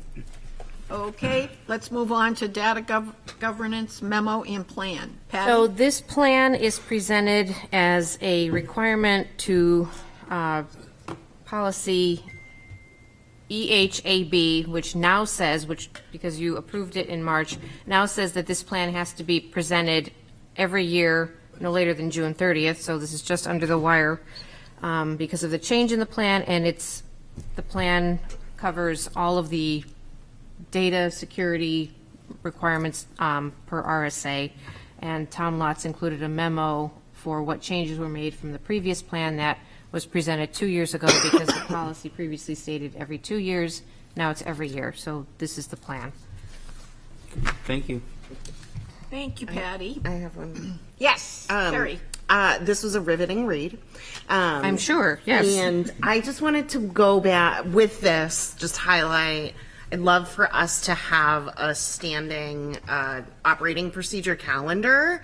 I would love to work on that so that we don't, we forget all these things. We've done that with policy and things like that. So So we had a draft. I had a draft last year that was, so it's a kind of like a board calendar. Yeah. Like here's our things, and happy to bring back maybe something for board retreat conversation, maybe. that would be great. Thank you. Thank you. Okay, next on the A agenda. question, Nancy? Oh, yes. I guess I'm wondering, with this said and sort of a good reminder, I'm wondering, like, if we've hired anybody outside. I know we talked about, there's a section on risk management, but I think, best practice now is to hire outside security and do an audit and see if they can get into our system and what that looks like. Have we done that at all? And, obviously you guys are newer on board, but I guess is there any intent to do something like that? Because I think that, having an outside agency do audits or, retaining them to make sure our system's secure, may be beneficial to prevent something in the future. I'm unaware of that. I'm not aware of that, but I know that now that we are having more involved conversations with city Yeah. tech department, that might be something that's on their radar, and as a department of the city, we would probably be involved in that. But I will bring that back to the ISO. Okay, thank you. Thank you, Liz. All right, let's talk about the school board retreat. When Zach and Brian and I met, we thought what we would do is have it before our next board meeting, which is July 9th at 4:30 in the afternoon. And then we will have the retreat, and then we'll have our board meeting. Zach feels it will be a short agenda, and that we would do it at my home, and Brian will cook the hamburgers and hot dogs and whatever we have. So how does everyone feel about that? 4:30 on July 9th. Are we then having the meeting at your home too? Yes, everything will be at my We're home. gonna set up. We're It's setting up a public. little Zoom. It's public. Public would have the Anybody, opportunity to come. Nancy, are you sure? I had I've done it before. I had planned to be away that week, but I will try to readjust if everyone else works. Good for me. Okay. It's on my calendar. Okay. So I assume we're probably not going to be recording. So I don't know as far as taking minutes and whatnot, Patty, or if we need to figure that out, if Patty's not going to be there or whatnot, or I don't want to just designate Patty. That's what Maybe she wants to enjoy her night. I don't anticipate so- that's going to be a Patty duty, so Yeah. we'll figure out another way to get that. We'll figure it out. Okay, all right. I just want to be sure that we're I would rate the formalized there. Will the meeting still start at 7 or? Yeah, that's the plan. The meeting will start at 7. And we'll meet at 4. 4:30. Okay. Okay, is there anything else? Future agenda requests? You can get those to Brian and me. We will reopen the public comment session. Is anyone here that would like to speak? I don't see anyone. Oh, Rick. Yeah, I just want to say thank you guys for welcoming me on here. I don't know if I will continue. Why? Well, our union, we will apply yearly or every 2 years, and it's up to our They leadership. sit next to me and they keep turning over. So You guys have been wonderful, but I'm also on the negotiations committee, so my family does like to see me every once in a while. But we have brownies. Oh, well then, all right. Once a year. Once a year. So we will see, but it's been lovely the last few months, so thank you guys. Thank you. Well, thank you, Rick. Okay. Lisa. Oh, Lisa. For 1 second. Yes. So last year, the board marched together in the Portsmouth Pride Parade, which is coming up on June 22nd. It's at noon. And unless there are any objections, I would like to reach out to people before the end of the school year to invite them to join us.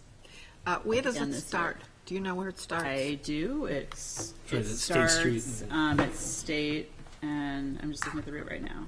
Yeah, it starts like right on the State and side South of End. the Yeah. Noon. church. And it starts at noon, yeah. Okay, noon. And- Because I have the banner, so I will bring the banner. I will be there. Okay. And would it be, can we send out something to staff? Because I think a lot of people were interested in going with us, but we didn't get the message out last year, which was kind of my bad until after school ended. So I don't think anyone really got the invitation in a broad way. But I think that would be nice to be able to invite people to join us. Are you guys okay with email going out from Lisa to all staff? Okay. Are we going to invite students too? Or We just did staff? last year, but I don't think it went out directly to kids. I think it was more of an informal, I don't know what people think, but. Could we ask the principals to put it in their letters? Yep. All I will say is if the next newsletter is next Monday, I don't think any kids Not will gonna look make at it. that. They need to You come out say this that. week. What if there was School's pizza? gonna be out. Well, no. I mean, just like it's finals and I know. yeah. And then Lee, Yeah, so one thing I did not see in that facilities report is actually the life skills program actually getting improved. So I missed that? I talked with Dr. Maddie today, and they are on pace to have the ADA issues resolved prior to the start of school. And it is a top priority, and I reemphasized that today. Okay. I didn't Ken see it in Lynchy- that list, so. Ken Lynchy and Rick are both involved in that work. Okay, So fair enough. Yeah. okay. Nathan, Kerry. Just in regards to the superintendent eval minutes, so that will be part of the retreat time, or we still, as a board, need to finalize that as a reminder. So I think that would be that same date. That's part of the meeting, though, isn't it? That's part Right, of the but we regular would have to school. have it before the meeting. Oh, okay. So we need a non-public? So we'd have to do a retreat, a non-public. Tell Zach to go in the other room, outside on the porch. Go hang out. Is that what we're doing? Maybe Zach will grill. We'll just be in your house evaluating him while he makes us burgers. And then, sounds great. Okay. We'll figure it out. That's a good point. Should we start at 4? yeah, maybe Okay, how about if we start at 4 p.m.? Is that okay with people? Good burgers. Should we bring anything, Nancy? No. Really? We'll, motion to adjourn? no, well, we're not adjourning, correct? Correct. we would So transition to Non-public. somebody needs to, if you're done with everything else, Move someone to needs- go into non-public. someone needs to make a motion to go into non-public under RSA 91-8. I'm sorry. I did want to. We had our redistricting committee meeting yesterday. I did want to mention it, and it was just we began the process. We talked through some of the data that we've received from Zach thus far. Carrie had done some work mapping some of the dimensions of the data. We talked through that. I had worked on a tool to help visualize what changing neighborhoods would look like as far as the districts. We looked at that. We talked through some of the conditions and assumptions against which we might consider a redistricting effort. But and it was an initial conversation with Zach and the principals, and we're working on the next meeting scheduling. Difficult in the summer, but that's sort of where we are now, in addition to getting feedback around specifically those assumptions that we had talked about in that meeting. So just wanted to provide that update. And Byron and Kerry, thank you so much for agreeing to co-chair that committee. Yeah, it's a big job, and you seem to be very compatible and on the same page, and so that's helpful. Good luck. Yeah. With fidelity. Okay, Nathan, what do we have to do? So you don't very often go non-public after your meeting. You normally stack it up early, but it certainly is a reasonable option for you. Somebody, instead of motioning to adjourn, somebody would motion to go into non-public session under RSA 91A:3, 2A. Motion to go into Personnel matter. non-public under 91.32, A. Second. Second from Byron. And then before we do the roll call vote, you communicate to the public who's watching at home, we will now we will now go off air. We will go to non-public. We will speak about this personnel matter. There'll be no action taken or decisions made tonight. And at the end of non-public, we will emerge from non-public to public session and immediately adjourn. There'll be no more public discussion or action taken, because we won't have the camera back on to capture that. So Can we stay here? I would say, as long as we verify, I'm just shutting off right here, so out we go. so. This is over. Stay here. Take So a- who's gonna so read- you I need a wonder if roll- we- You need a roll call vote to go non-public. Liz Barrett. Yes. Roll call vote. Pip Clues. I'm sorry. Yes. We're off camera, we're good. Yes. Yes. Carrie? Brian? Yes. Nancy? Yes. Lisa? Sure. Lee? Yes. Byron? Yes. 9-0 at, my phone, my watch.